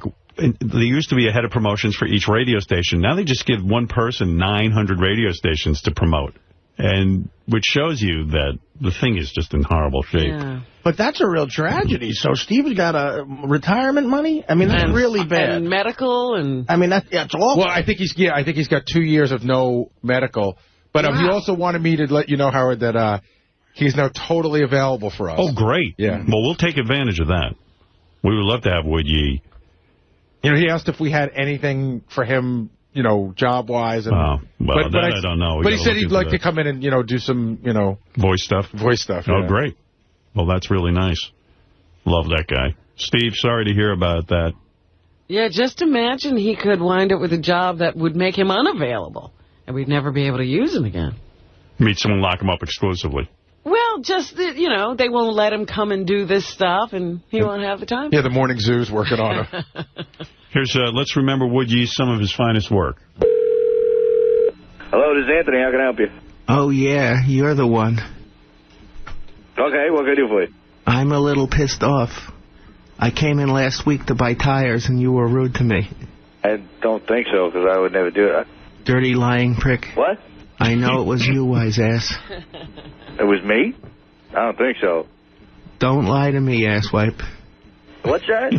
I said asswipe. Get the grease out of your ears. You know what? You're sitting there cursing, and I'm trying to be a nice guy, but... Listen, douchebag. You're talking to... I don't know who I'm talking to. No, you see, you don't know who you're talking to. Where did you graduate from? University? I graduated from your mother. That's where I graduated from. You know I slap my wife every day for being a pain in the ass. Don't think I won't do it to you. I slap your wife every day, Rick. too, for being a pain in the ass. When you kiss her, that's cock you taste. You're pissing me off now. I'm scared. Come do something. Spell mechanic. F-U-C-K-Y-O-U. How's that? You greaseball mechanics are all the same. Stupid and lazy. stupid? I'm telling you. Come here. I'll show you how stupid and lazy I am. I'll take a tire iron and shove it up your ass. You want to do what you want to do? Come on down. You come down. You come see me. You see what happens. You think you're so tough? I ass rape guys twice your size. You ass rape guy, queer bastard? Come down here. Come down. Just give me a reason to wring your neck. I miss prison. I gave you a reason. Come out. You're the tough guy. Come down here. You see what happens to you. Why do I always get the retards? You see who the retard is. Come down. I want tires, you prick. Oh. You ain't gonna. What you're gonna get from me is my. You want to play? I'll play with you. I'm gonna play hard too. That's good. You come with the hard play. You see what you get. You come with it. I'll rip your head off and shit down your neck. Come on then, tough guy. You come down my throat. You. And then we sent Steve down there. And he shits down his throat. And he shit down the guy's throat. Anyway, there's some great would ye to remember Steve. I have other would ye stuff, but I don't know if you want to hear that. I don't know how much would ye you're in the mood for. Well, you know, you started, and it's making me miss would ye. And we're back with the Jack and Rod Halloween special. And on the phone, we have a real haunted house expert. How you doing, sir? Thank you so much. You know, haunted houses are real popular these days. Tell us about that. You know, I think that's probably very true. And to me, though, Halloween retains the image of little kids at the front door for candy. Well, speaking of children, we have a special guest on the phone calling live from Leavenworth Prison. He gets out of jail tomorrow, and he's opening his own haunted house. Let's hear it for Woody Jackson. Hi, I'm Woody Jackson. Hi, Mr. Jackson. Can you ask Mr. Jackson some questions about the haunted house? Make it quick. I'm in maximum security. I only get one phone call. Well, that's using it to call me. Thank you. I'm really excited to get out of the joint just in time for Halloween. It's quite a time. This year I'm creating a haunted house called The Playground of Terror. Tell me about it. I have a real dark room where the kids have to feel around, and I stand naked in it. Oh, boy. That's a bit different. This year I want to dress up as a toilet, and I'm hoping some of the kids will pee on me. You know, the interesting thing to me is that life itself... Hello? Yes? Hello? I love dressing up as a Boy Scout leader. I get the boys to gather around me to rub my special stick for fire. The one thing that I think young people... Hello? Yes. Have you ever pulled candy corn out of your ass? Yes, indeed. It tastes like sweet and bitter chocolate. Oh, yes, yes. Ooh. Halloween is a wonderful time. From a child standpoint... Hello? Yes. I'd love to dip my cock in chocolate and have you chew on it. And that would be very nice, yeah. I know that... Hello? Yes, hello. My favorite game is bobbing for apple bags. I just throw a few boys in the tub and dive in. Aha. Well, that's another way to go about it, yeah. Oh, I agree. There are a whole variety of things, a way to celebrate for the young people. Hello? Yes. One year I dressed up as Michael Jackson. Thank God for the white glove.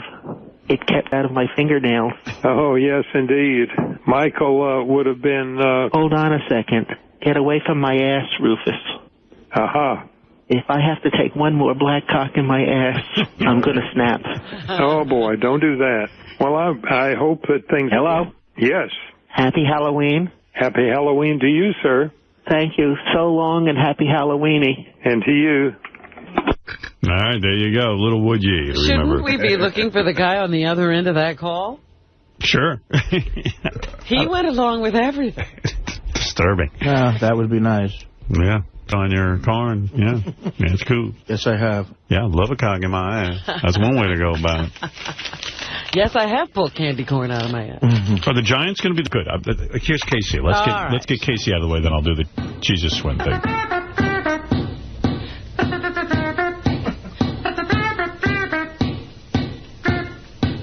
If you're feeling gay, wanna roll in the hay, who you gonna call? Casey Armstrong. When you need some butt, wanna bust a nut, who can you call? Casey Armstrong.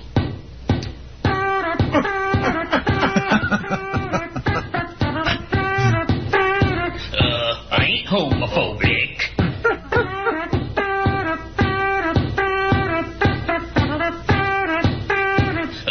I ain't homophobic. You know, my favorite one of those songs was the Casey Takes Gay Photographs. Yes. Casey went to a German photographer, and the guy asked him to be in his underwear and take some photos. Yeah, and I understand. With a German homo, he pulled his pants down. Casey posed for gay photograph. He's a homo. Sent in by an unknown Richard Christie at the time. That's true. But I have heard there are more gay photographs of Casey floating around. Oh. Is that right? Yeah. Is that true, Casey? Hey, what do you mean, gay photographs? Why are you whispering? Hey, I'm sorry I'm whispering. The timing didn't work out good. Why don't you call when you can talk up? Yeah, that's what I was saying. But Are you in the library again? What are you doing right now? I'm protection for these broads. They're escorts. Oh, my God. You mean hookers? That's not what we call them, but, you know, they're not. I don't think they're full service. I don't know exactly what they're doing there, but I just got to make sure that they don't get beaten up or anything. Oh, that's what you're doing now? You're an escort guy? Like you're the guy who stands outside the door? Yeah, and there's two of them in there right now, and I just want to make sure that these guys blow their load so I can get them and go and talk to you. Then call me back tomorrow. Well, you got another job tomorrow? If you can't talk now, I'll talk to you tomorrow. Okay. All right. Can I call back in 10 minutes? I'll call you back. He's going to blow. I'll call you right back. He's calling right back. He's going to blow. Jeez, I love him. Wednesday is a big night for that. So, man. That is so funny. What is he whispering about? Gary said there was some sort of problem because he got some job where, you know, when the hookers go up to the rooms. There's always a guy. There's a guy. He's that creepy guy. He's become that creepy. What in the fuck? My God. I really hope his mother doesn't have serious. I wonder if he ever gets recognized, too. Hey, aren't you that guy from the Howard Stern Show? What are you doing now? I'm sure Why are you standing in the corner? I'm here to break your hands if you're crazy with these girls.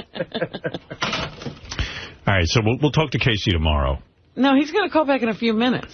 Yeah, but I'm going to be on with the Jesus Twin guy. I'm doing a radio show. You know, he doesn't understand that. Probably thinks it's satellite. It doesn't have to be professional. So for some reason, I keep treating this professionally. Radio. Yeah, I'm around here. He's treating this professionally. When I first got here, I thought Casey was like the most efficient. He would be here every morning, like handing you cards, talking. Right. You know, college boy. Good-looking kid. Sometimes I'm on satellite, I go, well, I shouldn't even behave professionally. I should just interrupt everything. Well, Casey's doing it right then. I'll take 2 more phone calls about, you know, the whole situation with Sal and everything, then maybe Casey will call back. And if he doesn't... Then we'll move on. Yeah. Does that sound good? Yeah.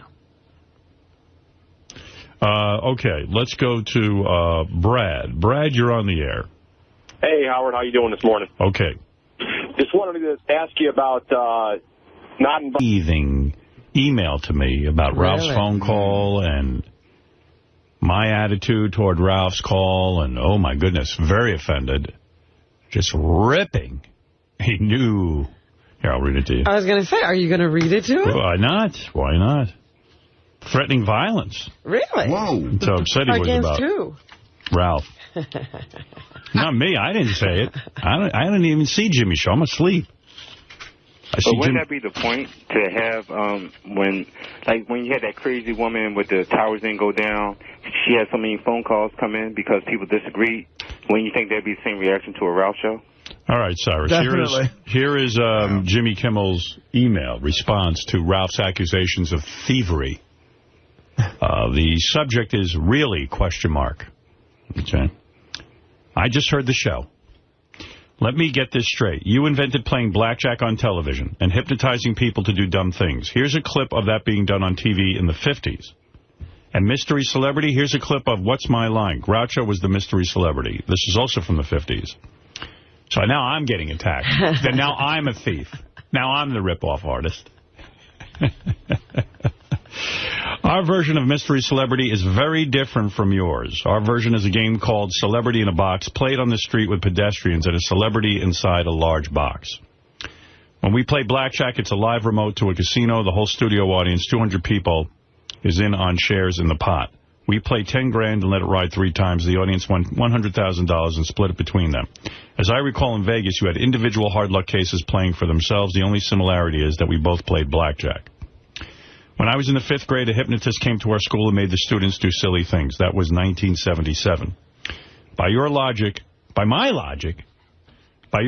you stole Winfred's money from a game show I did many years ago. It was called Win Ben Stein's Money. I have to defend myself there. I said Win Ben Stein's Money is a funny name. So I've never even seen Win Ben Stein's Money. Right.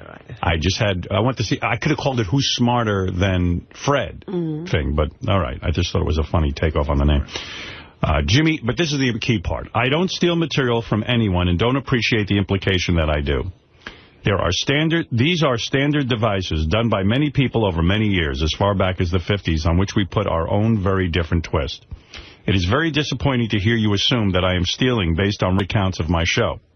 It's pretty clear that Ralph feels threatened by our friendship. He's with the wrong guy. I will not hesitate for 1 second to beat out of him the next time I see him. I won't even say a word. Start beating? I will break his nose before he says the word hello. That should be pretty funny. Do it here, please. Yeah. So Jimmy, ready to fight. Although I will take exception to his Vegas betting thing. He did not really create that. We did. I thought so, but I wasn't really that uptight about it when Ralph said it. But it was an interesting observation. But Ralph also accuses almost every major show of stealing from this show. Jimmy should feel honored because now he's a major show. And I told Jimmy if he's going to fight Ralph's in pretty good shape. Ralph fight. Yeah. See, that's... I've seen Ralph fight. Really? Yeah, Ralph can fight like a bear. He really? can fight. Yeah. I would never have guessed he was a fighter. Where did you see him fight? At a bar or something? 2 times I saw him fight. He will fight. Yeah, a man. Once a woman, once a man, yes. No, but he can fight.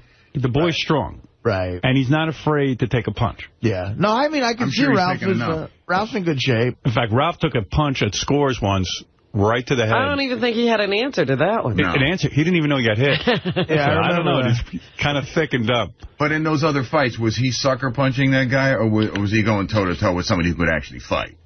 There's a difference. Well, we don't know. Jimmy can actually fight. Supposedly, I mean, I don't know how well he did it. There was a boxing match that he did. That Jimmy was in? Right. Wow. He did and that's how he met Corolla.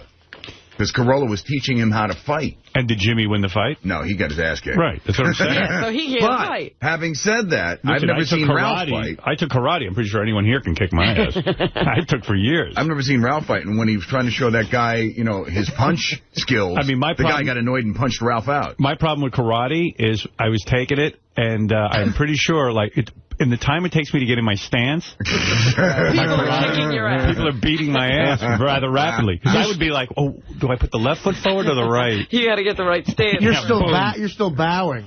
Yeah, I'm in the middle of a bow for respect. But, no, so Jimmy very clearly upset. I understand why. Jimmy doesn't seem like that kind of guy who would want to kick anybody's ass. Yeah, I do love Jimmy, but, Ralph, I don't know, Ralph loves me very much and does not like that Jimmy is my friend. I thought of that when Ralph was on the phone yesterday, that maybe it was a little bit of a jealousy thing. I wrote Jimmy a note. I said, Ralph's fiercely in love with me. And really, you're a rival. Yeah, and he knows that Jimmy's coming over to stay with me every summer. Jimmy and I get together, or we go on vacation together, and Ralph doesn't like it. He just doesn't. Jimmy, Jimmy, you're going to have to deal with that. There's going to be some animosity. And Ralph's going to feel you rip me off. Has Ralph verbalized that to you ever, or you could just tell? No, I know. He's never going to say that. Like, he's even saying, I guess, he goes, oh, this is Jimmy's place, huh? This is Jimmy's room. This is, and I go. Wow. He doesn't like it. Yeah. You know, I thought about his phone call yesterday because that was like Ralph at his most toxic. That was so baiting. Yeah, but, you know, again, all the things you brought up are kind of generic things, like blackjack. I mean, your signature bits are much more specific than that. My innovation was to go on the radio and do all of these fun kind of things. Right. And, you know, I don't think there was a lot of fun on radio, quite frankly. You got to remember back when I came on the scene. But I'm not but Jimmy kind of feels I sided with Ralph. You know what? Or didn't defend him. Right. Maybe that's. Well, I defend Jimmy. Right. I like Jimmy. I always say Jimmy's an original guy. I like Jimmy's talent and his particular genius. I like Jimmy a lot. I'm a big Jimmy supporter. Yeah, he's a real funny guy. Yeah. But I don't know. You did sort of let Ralph go, though. You just gave him I was listening. the floor. I wanted to hear what he had to say. You didn't have a response. That's true. I didn't. What am I going to say? But he was on a roll. I guess I should have defended Jimmy more, I guess. Well, that's the other thing is there's a lot of people around here who are afraid when Ralph gets your ear, you know, because he knows how to rile you up. It's like pillow talk. If Jimmy's listening, because this is the way I communicate with Jimmy through the radio, you know, Ralph has my ear, you know, and I can't be swayed. Maybe you better just sit him down. He was waiting. He didn't have any evidence. He didn't know. You know, anyone who gets a hold of me can really influence me. Mark, you're on the air in Chicago. Hey, how's it going today, guys? Hey. Hey, in the Reader's Digest, Jimmy Kimmel makes a statement about Artie, and I got it right here. It's 4 comics everyone should know, and one of them is Artie Lang. Anyone who has heard Howard Stern's Sirius radio show knows that day in and day out there is no one funnier than Artie Lang. It is sometimes hard to believe that such a gluttonous mess, both physically and emotionally, can be so sharp comedically, but Artie is. Well, that's a compliment. You can't say gluttonous mess is a... Right. I mean, do you take that as an insult? No, I take that as a compliment from a guy who I respect, and I really, really appreciate that. That's wonderful. There you go. Sure. I mean, what was that? This guy's point that? Yeah, I don't know what the guy's saying. His point is that Jimmy called you a gluttonous. Oh my God, no! Do you want to punch him out? No. Well, like after he punches Ralph, will you punch Jimmy? I'm not punching anybody anymore. I'd love to see Jimmy and Ralph fighting over me. I'd finally feel like the woman I am. Yeah, there you go. That's right. I think. Hey, Artie. Yeah. Hey, he's got another comedian on here, Zach Galifianakis, yeah. Whoa, what a name. Is he pretty good? Yes, Zach is a very funny guy. I've known him I've known Zach for like 15 years. He's, you know, he pops up every once in a while on TV and guest spots, and he's been in some movies that air on Comedy Central sometimes, but he's a very funny guy, Zach. Very funny. Yeah. All right, maybe thank we you, Mark. should steal him from Jimmy. The other two are Chris Elliott and Tracy Morgan. Yeah, well. Hey, Jimmy's the guy who turned me on to Tracy Morgan, actually. He keeps calling me and saying, you got to have Tracy Morgan on. He'd be perfect for the show. Perfect. Yeah, so Jimmy's very gracious that way. Right about that. Yeah. So. But also it was, what's his name?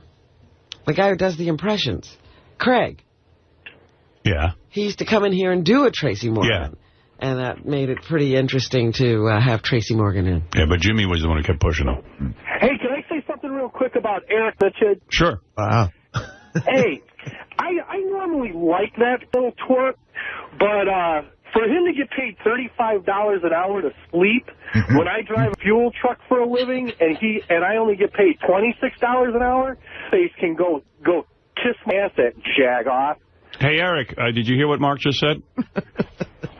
It doesn't matter what you think, fucker. Wow. Hey, I normally like you. Well, let me ask you this, Eric. I see here on the computer it says you made up with Johnny. Just because we followed this story, what was the resolution? I'm going to get paid $300 of the $8,000, and I'm going to have a trip to the Playboy Mansion.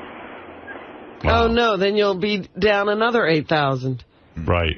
This is a disaster. Stay home, Eric. Robin. Shut up, Robin. Did you work out with Johnny how much you're going to get paid to go to the Playboy Mansion? No, I didn't work that out. Yeah. He's got to blow Johnny first. Shut up. I'm not gay, idiot. No, you're just a bi little midget. No, I'm not that either. Get me out of your wet dreams, jackass. Hey, Eric, during your trip to the Playboy Mansion, do you expect to get $35 an hour? Does that work? No, I don't expect that. What expenses do you expect to be paid by Johnny? Off the top of my head, I don't know. Mm-hmm. He should rent you a car. Why would he accept $300 of $8,000? Because that's $300 more than he was going to get at all. Do you know that? Well, because I know Johnny said he wasn't paying you. That's how I know it.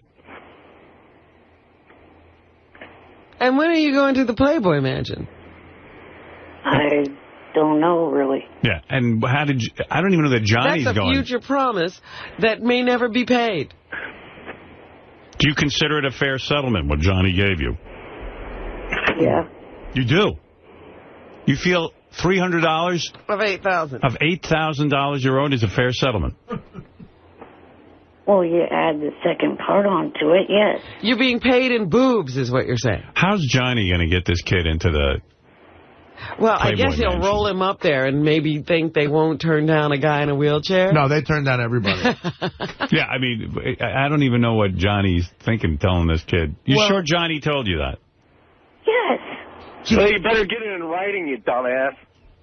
Because otherwise, after this happens, then you're going to come on the air, you're going to be crying like, oh, Johnny owes me this, Johnny owes me that.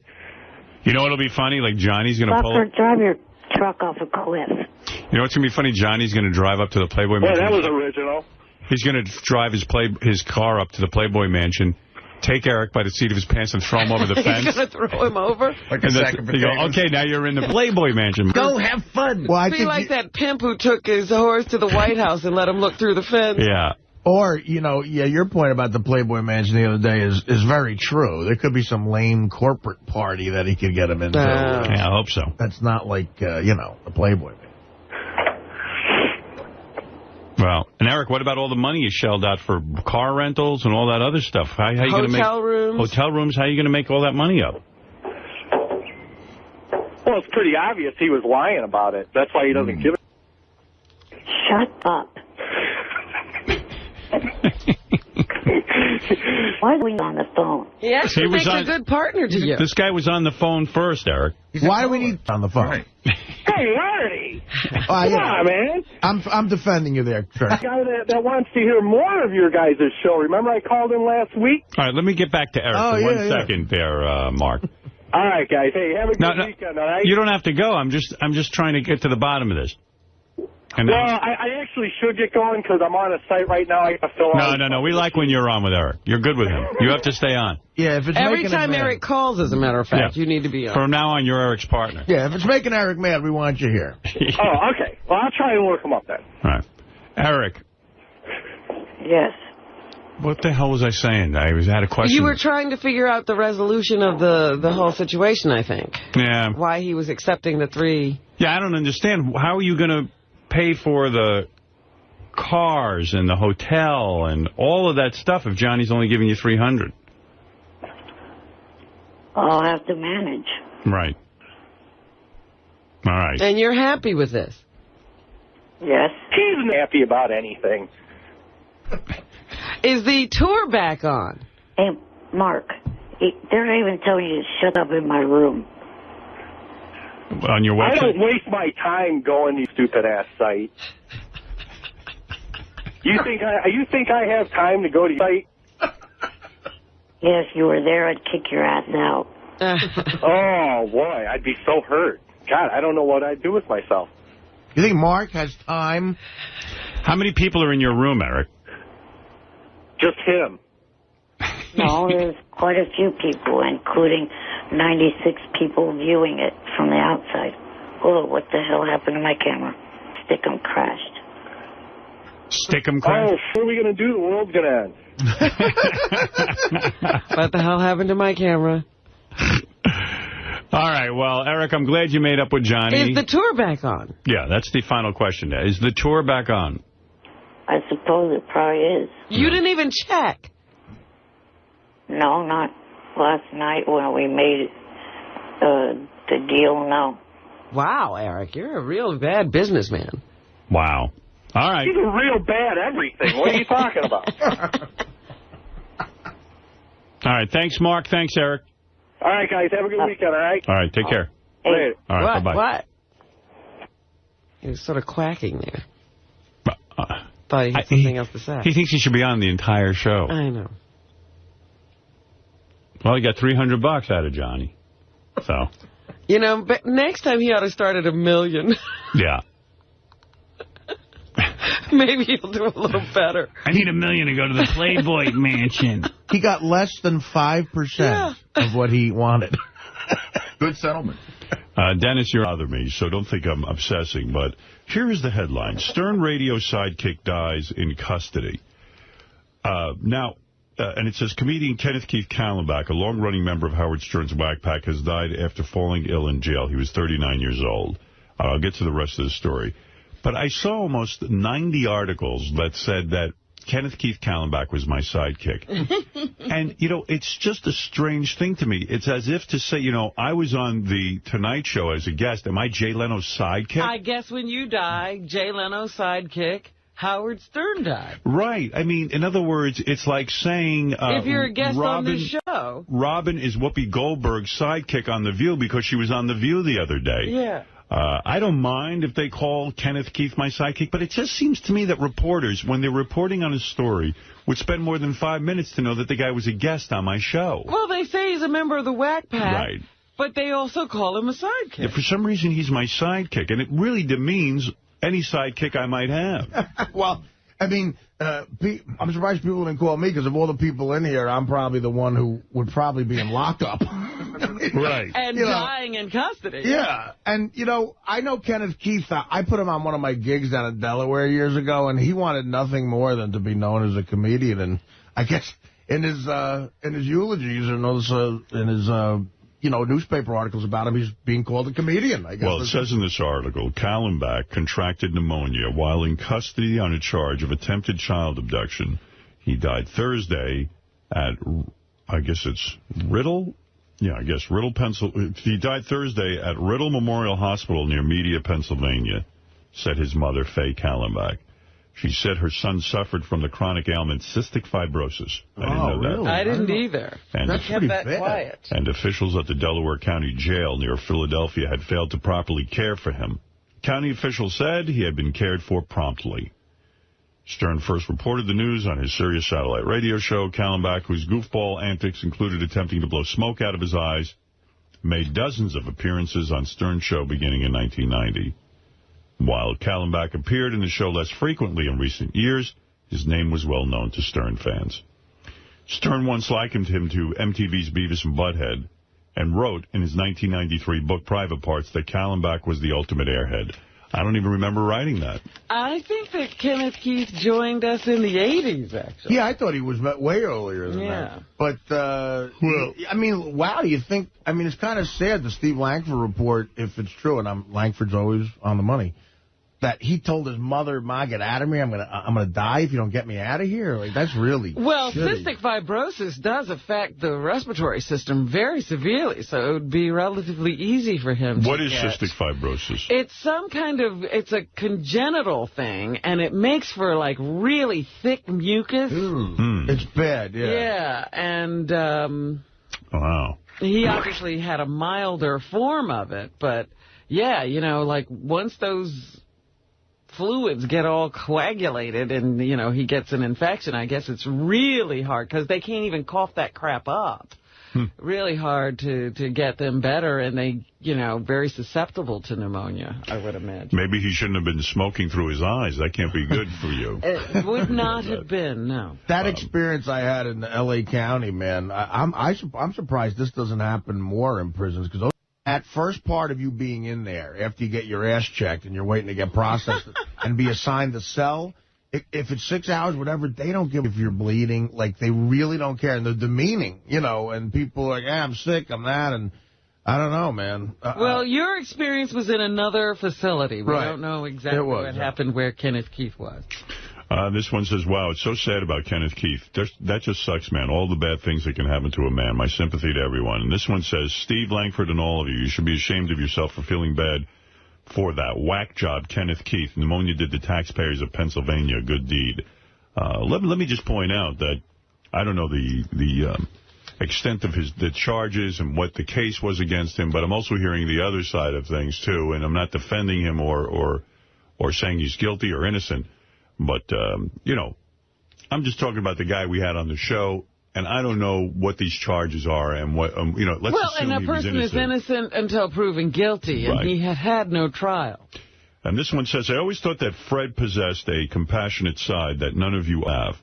But when he mocked Steve Langford by playing the sound effect of someone crying while Steve reported on Kenneth Keith's death, Fred soared to the top of the douchebag list. Can't any be the least bit sensitive? What a bunch of dicks. And by the way, great show. Big fan. That's right. I don't know. I've officially stopped watching Dancing with the Stars. You'll be proud of me, Robin. You keep hounding me for watching that. I'm so glad. I went cold turkey last night. Didn't watch it. And it wasn't difficult because it's freed me up to do other things, like watch Terminator, which which is a good show. I had such a conniption last night. You know I love The Biggest Loser on TV. Right. Well, I don't know. My TiVo, this is why I stopped watching Dancing with the Stars. My TiVo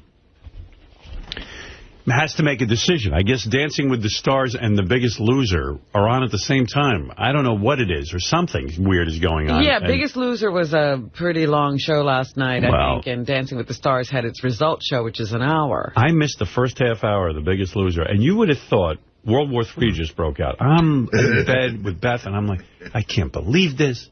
I'm so upset. I mean, you don't know how TiVo works. TiVo decided to record one or the other and had to make a decision. But it does it based on the priority you give the shows. I never gave it a priority. That's because all you do is go in and select it to be recorded.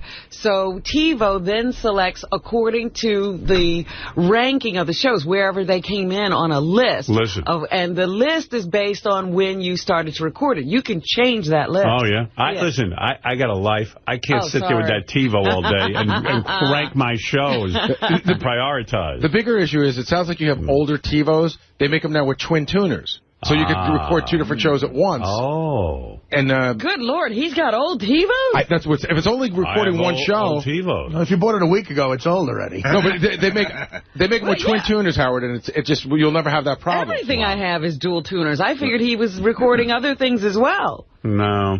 I don't have dual tuner. Oh, jeez. You know, you don't have Blu-ray, you don't have dual tuner. What are you doing over there? I have Blu-ray. Yeah, you have Blu-ray. You said I have Blu-ray in my apartment. That's what I'm talking about. You were at the apartment last night, right? I'm going to upgrade.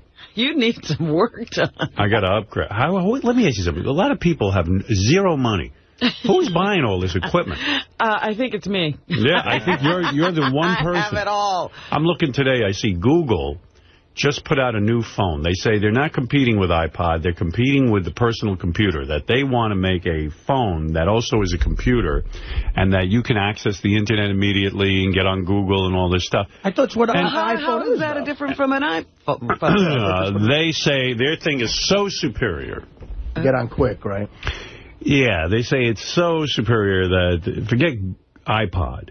Right. You know, iPod is nothing to them. This is they're going after the personal computer. But you know, to replace the personal computer with your phone. Wow. And I got news for you. I still have this Trio phone. I don't know. I don't get on the... You've had that for a couple of years. I barely get on the Internet with it. It takes 17 hours. Really? I don't know what everyone else has, but I don't even know who can keep up with all this and afford all of this technology. I was talking to someone the other day, and I said, you know, they said, well, with all this going on, who's going to be buying anything anyway? I said, nobody buys things with cash. It's all credit. And people are addicted to it, and the people who market things know it, and people are buying on credit and paying minimum payments. Absolutely. Yeah. When my friends ask me for money, it's almost always their credit card debt. Oh, really? Yeah. Oh, yeah. When they say, could you... When I say, like, somebody really close to me, I'll say, hey, it's your birthday or something, it's Christmas. They'll go, hey, just pay off my credit card. That's what they tell me to do. My personal philosophy has always been, even from the day I made $96 a week, I never, ever had credit card debt in my life. Never. If I made $4, that's all I spent. You know what I'm saying? I don't understand the person that could sit there comfortably month after month and rack up this interest on these credit cards. You got to be out of your mind. Look around you. Everybody else is. They're irresponsible. And I'll tell you what else. If you can't pay your credit card bill for 3 months straight, they should rip up the credit card. That's it. That's it. You're done. Who should rip it up? The company. It should be a law. They want you to be strung out to them. That's right. It's usury. They want money lending. Of course, yeah, like a mini version of what the mortgages, that mortgage situation. They're like, we want $20 a month from 1 million people. I saw a woman on TV the other day who said the credit card companies, after you've declared bankruptcy, the credit card companies come after you again to give you a credit card. Why? Sure. Because you can't declare bankruptcy again, and they know you will pay minimum payments. Right. I'm reading about this crisis we're in financially, and, I don't understand how I read in the newspaper. I'm just not that bright. But they were saying, I tell you, I'm reading some article in the Post about how the biggest market for these mortgages were illegal immigrants and illegal aliens. They would actually, you can actually get a housing loan. Even say in the ads in Spanish, it would say, no need to show proof of citizenship, no need to show. So imagine, I don't know, the whole thing is insane. Yeah, can you imagine now you're going to you're going to put an illegal immigrant in that kind of a situation. Yeah. Like you're going to target that market. Hey, and they targeted big time with advertising and everything. Randy, you're on the air in Staten Island. Hey, Howard, how you doing? First time, long time. Hey, now. I got a couple things. First, JP, I think he's great. He's awesome. Every time he comes to the studio, he's just a great guy. I love him on a wrap-up show. It's just great the way he stutters and he just caps the show. One of my favorite things is to listen to J.D. talk. In fact, I had a great privilege this morning. I was listening to a piece of tape where J.D. was on the wrap-up show yesterday. Yes. And J.D. was in here with me, so I got to stare at J.D. while I listened to J.D. Wow. There's a treat. And then he started laughing because he saw me staring at him. But it's you can't take your eyes off him. Yesterday he was on the wrap-up show. J.D. feels awkward when he talks to Robin. Here's a little clip of that. Now, Robin said she felt bad for you today. Do you believe that? And she also said she's tried to have conversations with you. I'm sure she felt bad. I'm sure she's tried conversations. But it's not like, we just haven't had as many conversations as, like me and you have had. Like, we're pretty, friendly and stuff. Absolutely. and you seem to get the real me or whatever. I don't know. And there's still sort of, cautiousness or whatever, weirdness, awkwardness that I am towards, Robin. Wow. And people. And Fred, and some of the other people. Well, do you have to think about what you're saying, like, when you talk Sometimes, to her? Yes. That's how Why? I don't know. She might say it on the air or something. I don't know. Oh, so you're worried that the conversation may carry over to an on-air thing? That's one thing, yeah. Wolfie had such a great bit when he read back the transcript of J.D. Yes. I was saying it would be great to get a court stenographer in here, and every time J.D.'s in, just have her read back whatever he just said, because it would be great. I wonder if she could get all of that. I mean, how do you record? They get it. You got to be good. Arg. Arg. He talks like a comic book when there's a fight going on. Well, there you go. It's he's amazing. That's right. He's amazing, and that's what counts. Bobo, you're on the air in Lindenhurst. Hey, how you doing there, Howard? I didn't know you lived in Lindenhurst. Yeah, for years. Yeah. By the way, to the screener, the Lindenhurst is not L-Y-N-D-O-N. It's L-I. That's right. It's on Long Island. There you go. It's one of these towns near Valley Stream. Am I correct, Bobo? A little distance from Valley Stream, right next to, Merrick, Wantor, Seaford. Long Island is very flat, and there's just like 50 towns all in a row. They're all almost the same. Yeah. A little bit different ethnic makeup in each town, but nevertheless flat, same kind of house.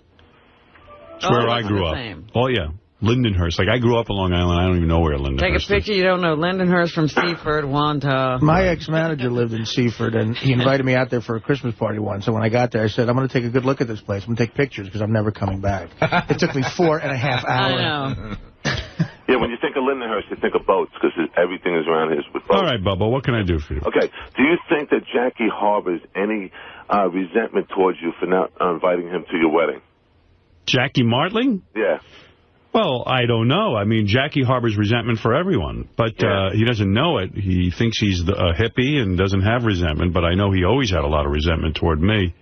Yeah. And I will say that it would be ludicrous for Jackie to think I'd invite him to my wedding. I mean, you know, Jackie and I don't even see each other anymore. Right, but, you know, like in his world, he knows, you know, you guys have been friends for years. He's been on the show. We haven't been friends for years. Is he like the relative you stop seeing, but you still have to invite to things? Well, not at all to me, in my mind. I mean, I like Jackie very much, always did, always liked hanging around with him and stuff. But when he left the show, we kind of never hung out. We've had dinner since, once or twice, but it's hardly a relationship. And Beth doesn't know him at all, right? That's the real main thing in all of this, that Beth doesn't really know him. She met him once. Is that right? Only once? Yeah, she met him just as, you know, it was so weird. I always thought it was strange that Jackie left when he left, because we had just come back from Vegas on a private jet. And, you know, Jackie was being squired around, making big money. And then he came out to Dominic's house. Remember when I was staying at Dominic's house, Robin? And we were using Dominic's house, Beth and I, and we invited Jackie to come out. And he came out and he swam and he met Beth. And I really had the feeling that day that Jackie even resented me with this hot chick. Oh, geez. You know, I always felt resentment on me. You looking over everything. Yeah, like, you know, every comment was like, say hello to that beautiful girl of yours. You know, is this dripping with, you know, this is my impression. I'm sure Jackie would say, what? I didn't do anything. I just said hello. But I felt always uncomfortable with anything that I might have had, because Jackie was counting in his head, like almost like he was entitled to a quarter of Beth. Right, you know, like maybe he should get a tit an or arm, an arm, anything. You know, like just. I want a tit. Yeah. Like a quarter chicken should be a breast and. I should be. Not you. So I remember he came over and he was drinking beer. At one point he had 2 beers in the pool. He was holding 2 beers, not 1. Was he on a float? Couldn't drink fast And even then I would watch him suspiciously and go, gee, when he's with me, he's got to make sure he gets 2 beers at a time. Like he wants to get everything. It was clear there was a sort of a damaged relationship between you two. Well, you know what was funny? It wasn't healthy. Everything, we were looking at everything. I didn't feel comfortable. I would have worked with him had he signed his contract, and believe me, it was a good one. But, you know, he too many shenanigans. But what I was remembering now was he even collected water here. Remember, he used to take bottles of water in his beach bag. Because, you know, he just had to get extra. Anything. Everything. He was he used to drink like 50 bottles while he was here and then take some home. I used to clip waters from the Norm Show. I mean, it was unbelievable to me that he would clip the waters. Yeah. I mean, it was like no, I got a long day, and I'm just going to put a few in my beach bag. And remember how much water he used to drink while he was here? He never drank water. But constant he used to water. Drink it like it was going out of style. Yeah. He saved all of his water drinking for here. And, you know, but whatever. And that was, so Beth met him that one time, and then he left the show, and we haven't been friendly since, really. And it's not that Jackie's not my friend. I mean, he's a nice guy. I like Jackie. He's a fun guy to hang out with socially, but it'd be kind of silly to come to my wedding. I don't think he was expecting an invitation at all.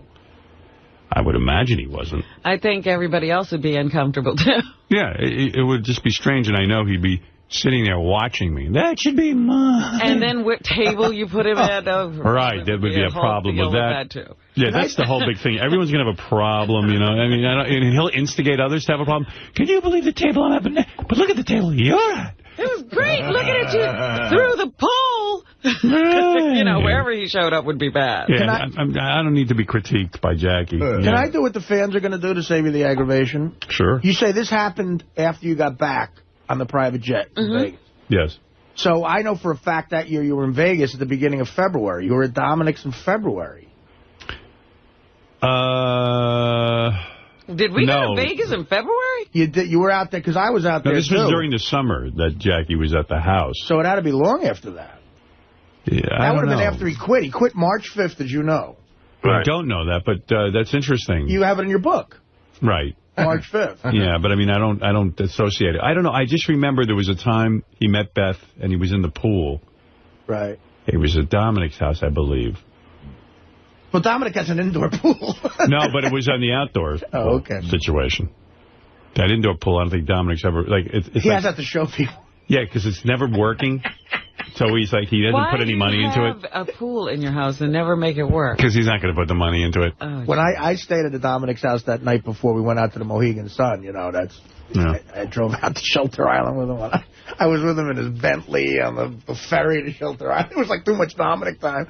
And that was when he was fat, too. So he took me for a big linguine and clam sauce. He didn't even see the plate. He was just eating, and the linguine would come up his stomach. And he showed me his indoor pool and And then he go, oh, it's not working. It's not working right now. Covering it didn't work. Yeah, it's all green. And the water's green, Yeah, it was like, he goes, if you want us to take a swim, I'm like, I'll swim outside, maybe. No, it doesn't look inviting. It doesn't look healthy. Hey, Howard. He probably needs to put $100 grand into that thing. Yeah. And he ain't going to do it. I seen Jackie a couple months ago, right? And he's done after he's finished his act on stage. He wheels his suitcase off. So I thought he was going to take a trip or something. He comes out and he opens up. He's got all his joke stuff he's selling. Hey, everything's $20. Yeah. I always used to say, Jackie has all of this junk with his name on it, coffee mugs, and I guess it costs him about $5 to make these things, and he sells them for $20. And I said, who are the maniacs that go to these shows and buy a jacket? I said, they must wake up the next morning and look at the 2 mugs and joke cards, and they must look at this junk, and they must go, What did I do? What did I buy? It's never even like he got a good logo or, planned it out and designed it. No, it's just advertising after advertising slapped all together. But Jackie used to bust my balls back. You don't know people, man. They love this stuff. They eat it up. I only make it because they want it. And then he used to give it to us for Christmas gifts. Yeah, he once, when one of my kids was born, he enclosed a few mugs and joke books. And the Christmas and the nightlight. The nightlight for the boy, for the girl. A blue nightlight for a girl. It put about 3 milliseconds of thought into the gift.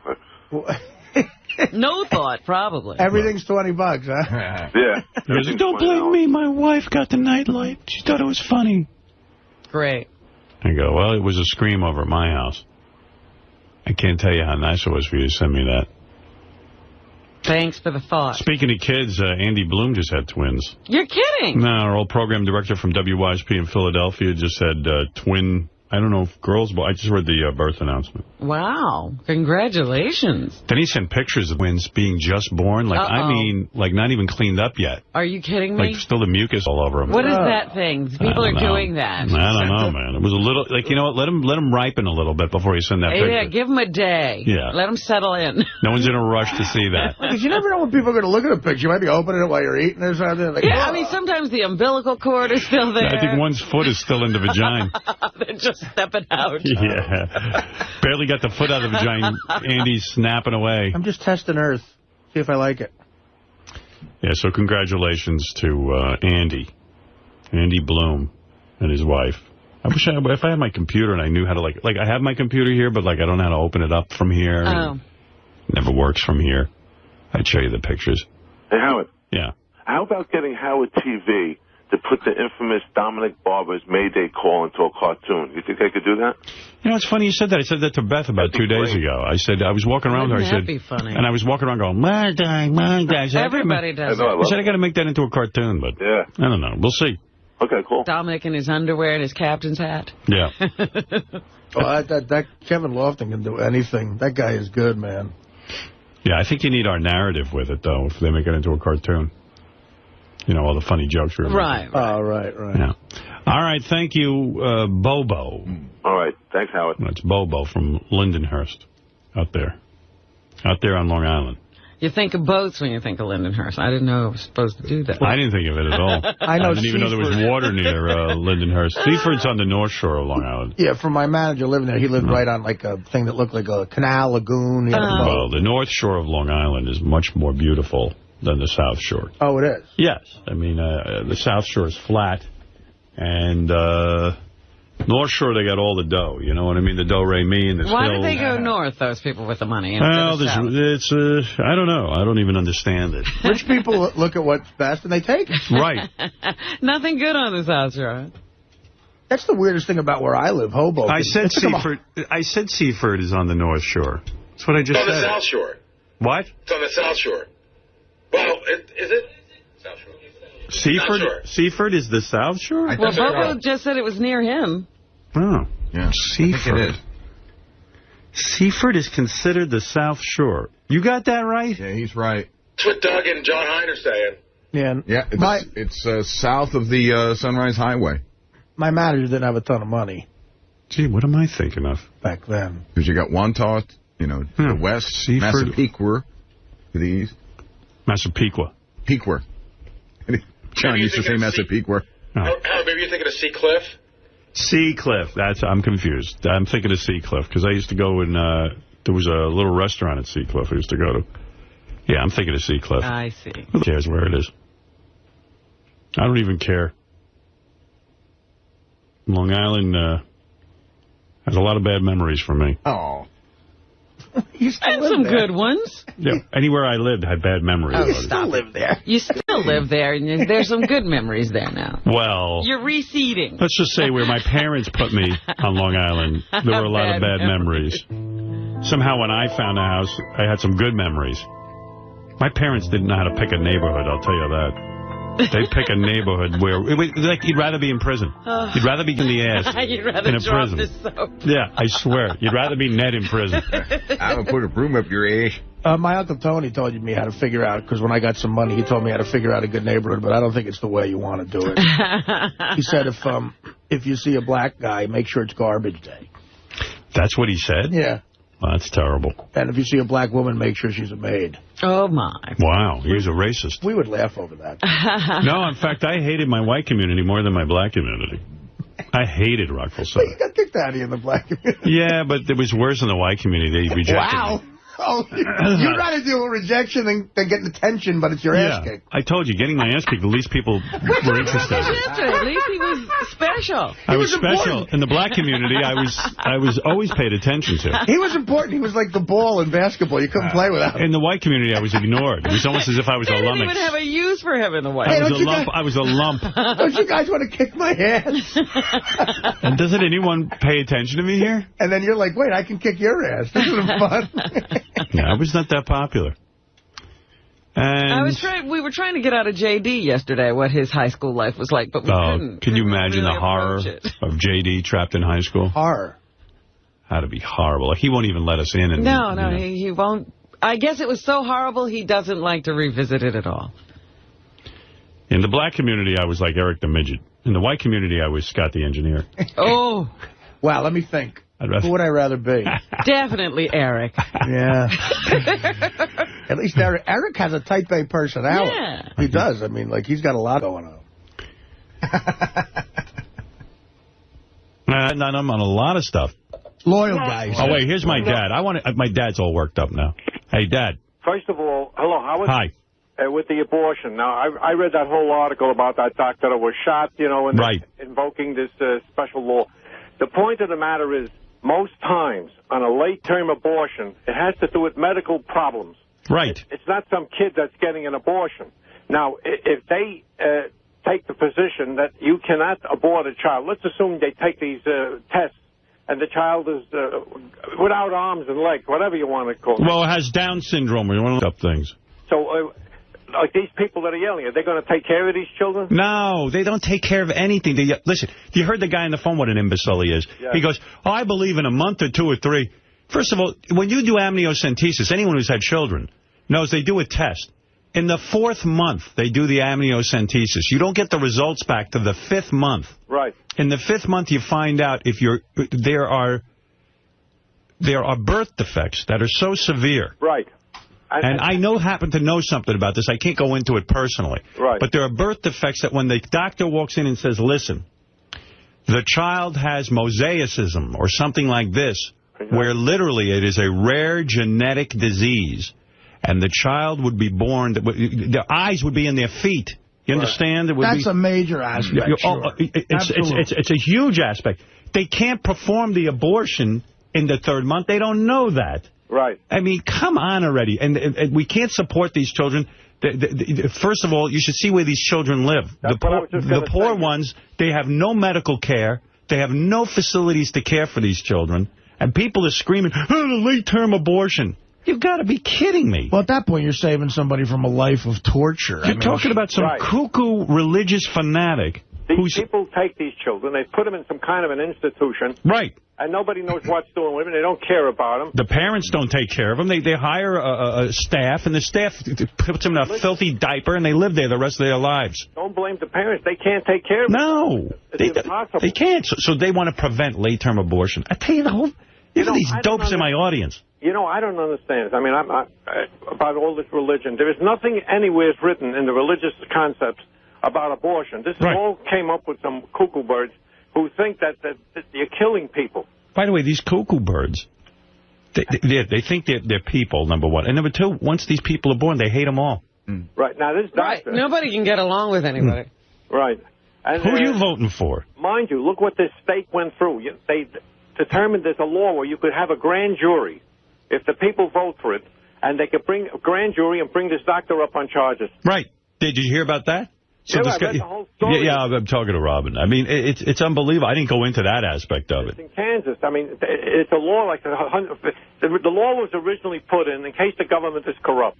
So the people had a right to ask for a grand jury so they could get a corrupt government out in the state. Yeah, they're trying to throw this guy in the jail. They're railroading. Yeah, and some guy happened to come across this. He read this thing through, and he said, boy, here's a good way we can go attack abortion by making a grand jury determine that this doctor is a criminal. Right. Well, you know, this doctor is so brave. Imagine getting shot in both arms, and he's still working. He's still willing to do it. I was listening to you about with this merger. I have never, I read the business section for many years. Right. I have never heard of one, there's a merger going on with all these different concepts that they have put onto this merger.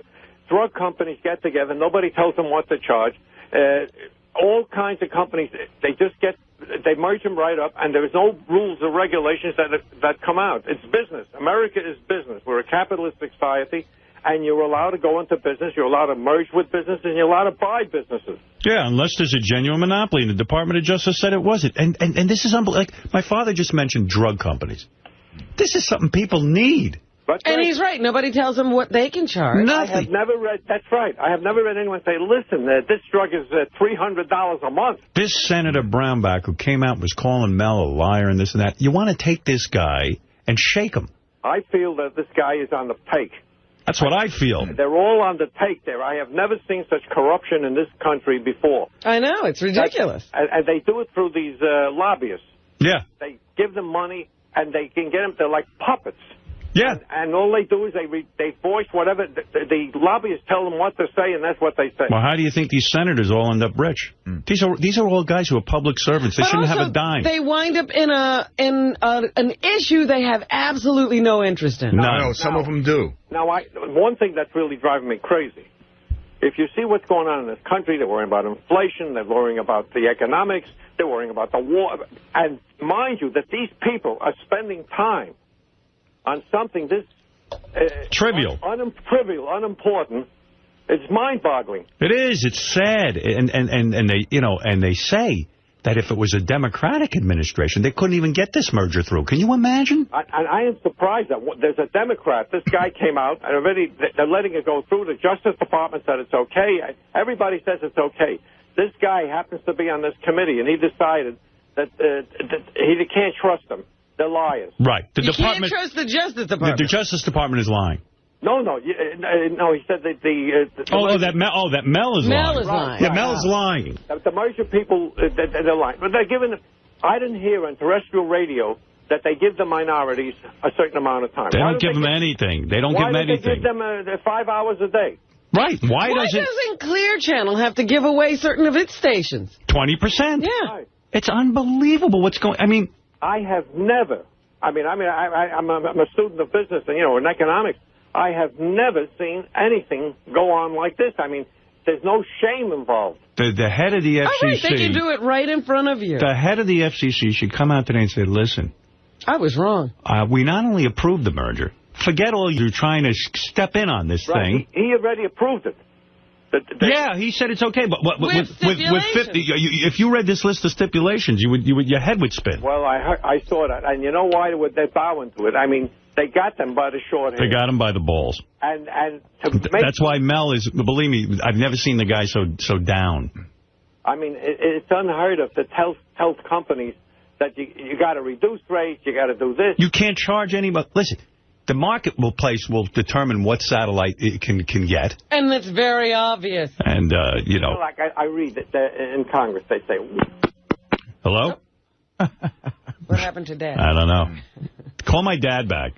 Well, you know, he was on a roll. The reason the government doesn't care if the drug companies overcharge for pills is because the government is getting a piece of it. Right, Clearly. of course they are. They're getting in Canada, you get the same drugs for less. Absolutely. Our government approves that Canadians can get those drugs for less than us. And we're Americans. They're more for Canada than they are for us. If you don't start delving into the whole drug connection to the FDA, your mind will explode. Right. Yeah, and you're talking about lobbyists. My dad should have been in politics as senator. You see, this is what... He's too but you know something? They would have drummed him out because he rocks the boat. The problem in this is what kills me about Rush Limbaugh and Bill O'Reilly, and they start talking about these abortions. They're full of, if Bill O'Reilly's wife was pregnant and the doctor came back and said, listen, you're about to have a mongoloid, a child with complete mixed genetics, and it will be a life of pain, he'd have a late-term abortion. They're all full of these guys. In a capitalist society, the problem is smart people don't go into government. They go into private business and make a bunch of money. Bill O'Reilly's the artist. Hi, Dad. You must have hung up. Dad, you must have hung up. Dad, you there? Dad. Dad. Pop. What's going on? I don't know. Hello? Did you hit a button over there? No, it's my dad. Dad? Hello? You're making a sardine. No, he's on. I'm just thinking maybe he can't hear you. Making a sardine sandwich. I don't know. He keeps hanging up. Because I think he lost his connection. Hello? Hello, you. Pop. Dad. Now he's listening to the hello? radio. Can you hear me? I was on the... He can't hear. One of the phone went on me. Are you here? I can't hear you. Yeah, let me see. There's something with my phone. I can't get through. Hold on one minute. All right. No, he's doing something weird. It's him. He hit a button on the phone, maybe. But you see, this Bill O'Reilly, I think my dad's gone. Hello? Howard. Yeah. Can you see if you could test that crap tackle again between me and Joey? Yeah, Gary, what happened to the craptacular? I was looking forward to that in a weird way. The craptacular? Yeah, weren't High Pitch Eric and Joey Boots going to have a crap off? You know, Tim Sabian was working on putting that together. I have to find out where they went on it, where they were at. All right. That's the thing that stresses Tim out so much? Yeah, I'll need a report on that. He was saying he's stressed out. Yeah, thank you. And you know what? Joey Boots says, Joey, you're up for it, right? Howard, I'm down with doing the craptacular. We just need a date. Okay. So let's put it together real soon. These guys are still in training, Howard. To talk about the food that we want, too. Yeah, you guys going to provide food for us, right? I believe so, yeah. Tim, what's going on with the craptacular? We still want to do it. Just a couple of other things came up during it. But, right. So you're working on it. Let's roll with this. Let's do it. Why? I just want it. I just love Tim and his corporate glasses. Yeah, we're working on the craptacular. I'm very busy working on the craptacular in the back. Way to go. Yeah, thank you. All right, Look at thanks. the size of Tim. I know, he grew. Taco Bell. What a man looks like, right, Artie? It is, buddy. All right, boys. You're right. There's a lot of talk going on all at once, so I'm going to say goodbye, and we're working on it. That's all I can tell you. Make it happen, Howard. All right, Joey. Thank you. Right. All right, No, Tim, we were talking about Tim yesterday at the wedding, and they were saying that he was the one bumping into people and knocking people over at the wedding. At Will's wedding, yeah. Yes, he said that he's all stressed out most of the week, and now I know what he's stressed out on. Hey, Howard? Yeah, I mean, the guy had a big programming job in Philly, and now he's planning craptaculars. Yeah. Go to Gary page 2 of the wrap-up show, and in 30 seconds, Tim explains his behavior at the wedding. It's the fourth one down. Tim Sabian now joining us on the Number wrap-up show. God cursed me with a personality, number one. What did he say? Number two. God cursed him with a personality. You see me at work every day where I'm under pressure, I'm running around like a maniac. You know, I don't have time to sit there and be Mr. Congeniality. Number three, I was out and about with people I love and adore and having a great time. So if that's, you know, for having a great time, well, so be it. All right. So what'd you do? What'd you do? What'd you do, you big buffoon? I guess Tim took my personality over. No, Ronnie, you still have that personality. Don't worry about it. He's got a different personality. You haven't lost that personality. That's another thing that came on the wrap-up show yesterday, Howard. If it's at the second clip down, but Ronnie says that you've never, ever had his back. Oh, I don't have his back. Let me tell you what he'd be doing if it wasn't for me. He'd be home in a novel. You know what he'd be doing? He'd be doing pickups over at the Today Show if he's lucky. He's got his back, front, top, and bottom. Man. I don't have his back. All of him. Himself. I don't have his back. First of all, that back is so hairy. Who could have it? I didn't mean to say that it was him. All I'm saying is go back and listen to a lot of stuff that people do on the outside, and they say we do this on the show, our show, this show, Howard's show. And they bring it up in conversation like that if they're at a comedy gig or hosting. He's retarded. What has that got to do with him? I don't want him doing it. He is the world's worst spokesperson. He's not funny. He stands up there. He's busy touching everyone, and he's we. It's not there's funny. no we. It's not funny. I didn't hire him for. He became a strip club mogul. I don't have his back. He expects me to put up with it. He does. And then he comes with the we and they. They do it, so why can't I do it? I didn't ask him to do this. I don't need him doing it. He doesn't get it. I don't need him doing this. Like, that's the weakest argument. Well, I saw somebody else do it. You're like a child. You don't get it. What's wrong, man? I saw someone else do it, so it's okay. What do you mean I don't have your back? What would you be doing without me? When I retire, we'll see what you're doing. Wait a minute. We'll see what you're doing. That's not what I was talking about. We'll see what you're doing. That's not what I was talking about. You were talking about that you see other people going to places and saying we. Right. I'm talking about you. Okay. But nobody else gets yelled at for it. I do. Other people get yelled at for other things. No, they don't. You get yelled at. They piss in the street. You are not funny. Doing things in your name. You're not funny. Pissing in the street and everything else. That's funny. That's fucking funny. Someone pissed in the street on my name. People from your show. I'm not talking about that. You went up on stage and said, what I'm saying about you not having my back, no matter what it is, dude, you never stand. I don't have your back? You never, okay. You can leave. You can leave. Goodbye. Get out. Get out of here. You never stand up. Everything is my fault. You're not everything is my fault. Everything is my fault. You're out of here. And I'm going to show you how I don't stand up for you. You're done. Everything is my fault. I don't need you to do security anymore. You can just go sit in the car. Everything is my fault. Go do some pickups over at the Today Show. Everything is my fault. Goodbye. I'm not talking about that. Goodbye. Oh, you're not talking about it? No, that's not what I was talking about. I don't have your back. Get out. That's not what I was talking about. Get out. Okay, I don't care. Goodbye. Get lost. Get out of here. Goodbye.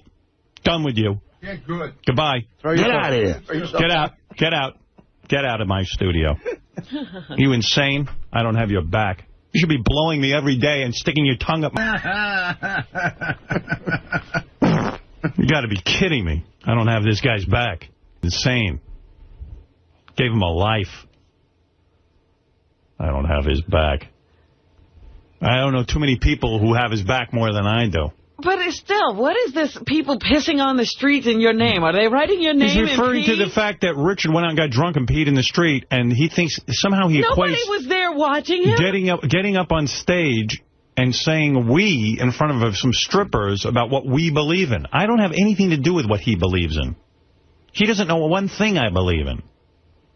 He's not my spokesperson. Him and Dennis Hoff are my spokespeople now. Oh, goodness. I mean, but listen to this guy. I had to throw him out of here before I took his back. I take the hair on his back and rip it out. I'm Nudnik. What a What a putz. Get out of here. I kicked you out of my studio. No. Leave. No, I'm not leaving. Yeah, I don't have your back. Get out of here. How dare you? Dude, anytime there's something goes on, even if I'm right, I'm wrong with you. When were you right? With anything. With Name what? it. Name the time you were right. I can't remember. Of course not. You're never right.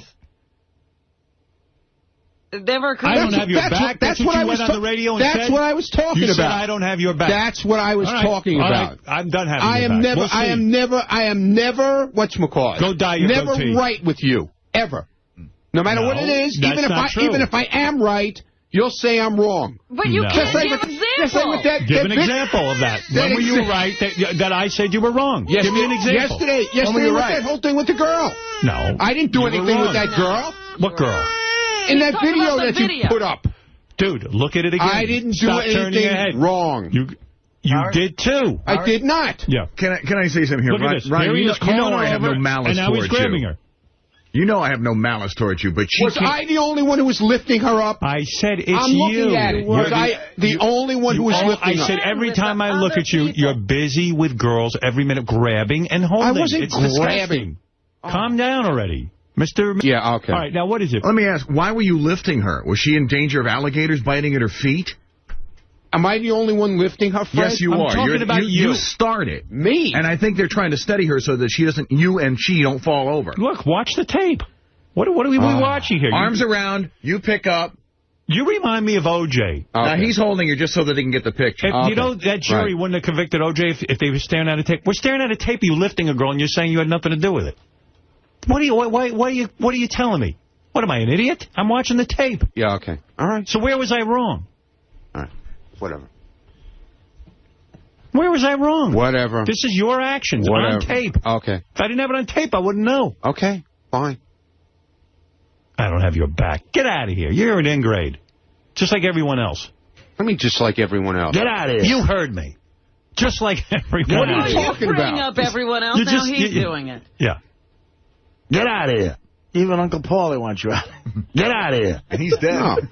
It's just ridiculous. He's coming back from the dead. It's so ridiculous, man. Yeah, Ralph, go ahead. I love how Ronnie totally misses the point and glosses over it. You go into these strip clubs going wee.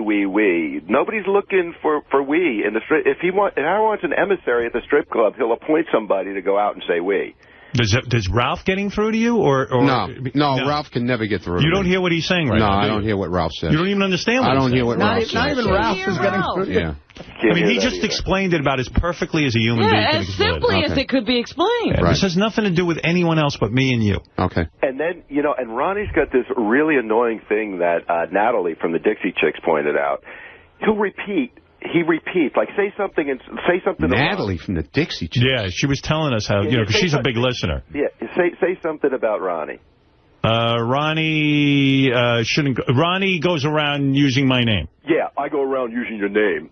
Right. That's a conversation with Ronnie. You can pull tape of him. He just repeat. Yeah, I'm a jerk off. Yeah, right. Yeah. Yeah. Okay, Ralph. Natalie from the Dixie Chicks getting up your ass. Oh. Yeah. Who needs her? Who needs her analyzing us? You're a great representative of Howard also, Ralph. You know what? He does things wrong, too. Yeah, I know. Do you to him? Do you take it out on him like you do on me? I do. No, you don't. You say one little thing, and then it's gone goodbye. One little thing. Yeah. Okay. Exactly. All right. Exactly. Why are you comparing what he does? I'm not comparing anything. Yes, I'm just saying that I get chastised for everything I do. You do a lot of things. Yeah, okay. You know what it is, Ron? Yeah, nobody else around here does. I'll tell you and they don't get chastised. Yeah, okay. Robin's right. I'm talking about you. Okay, fine. You're on the hot seat now. Okay, I'm on the hot seat. For Scott the engineer, it doesn't work? Yeah. You've never heard him yell at other people? Yeah, I've heard him yell at Gary? Yeah, but he's always yelling at me. Even if I'm right, like I'm saying. Here we go. You can't prove you ever right. When were you right? Give us an example. One time when you were right. I didn't think about it. Even when I'm right. I can't think of a time you were right. But you're saying that like you got a thing in your mind of when you were right. You got to have an example. I got to have an example? Yeah. All right. The perfect example was one of the examples is when I bought that car. Oh, the limo. Okay? Right. Okay? When were you right with the car? I sat and discussed it with Howard, okay? Let me ask you, the car you have now that I helped you get, do you see the difference between the car now that you have and the one that where you couldn't turn on the heat? Do you see the difference? I'm not talking about that car. I'm talking about... All right, the previous one. The truck. The truck. You bought the truck. Did I said to you, I hate it? I went out and paid. No, I understand that. So what? I made my mistake. I was wrong. Right away, I was wrong. The minute you got in that thing, I hated it.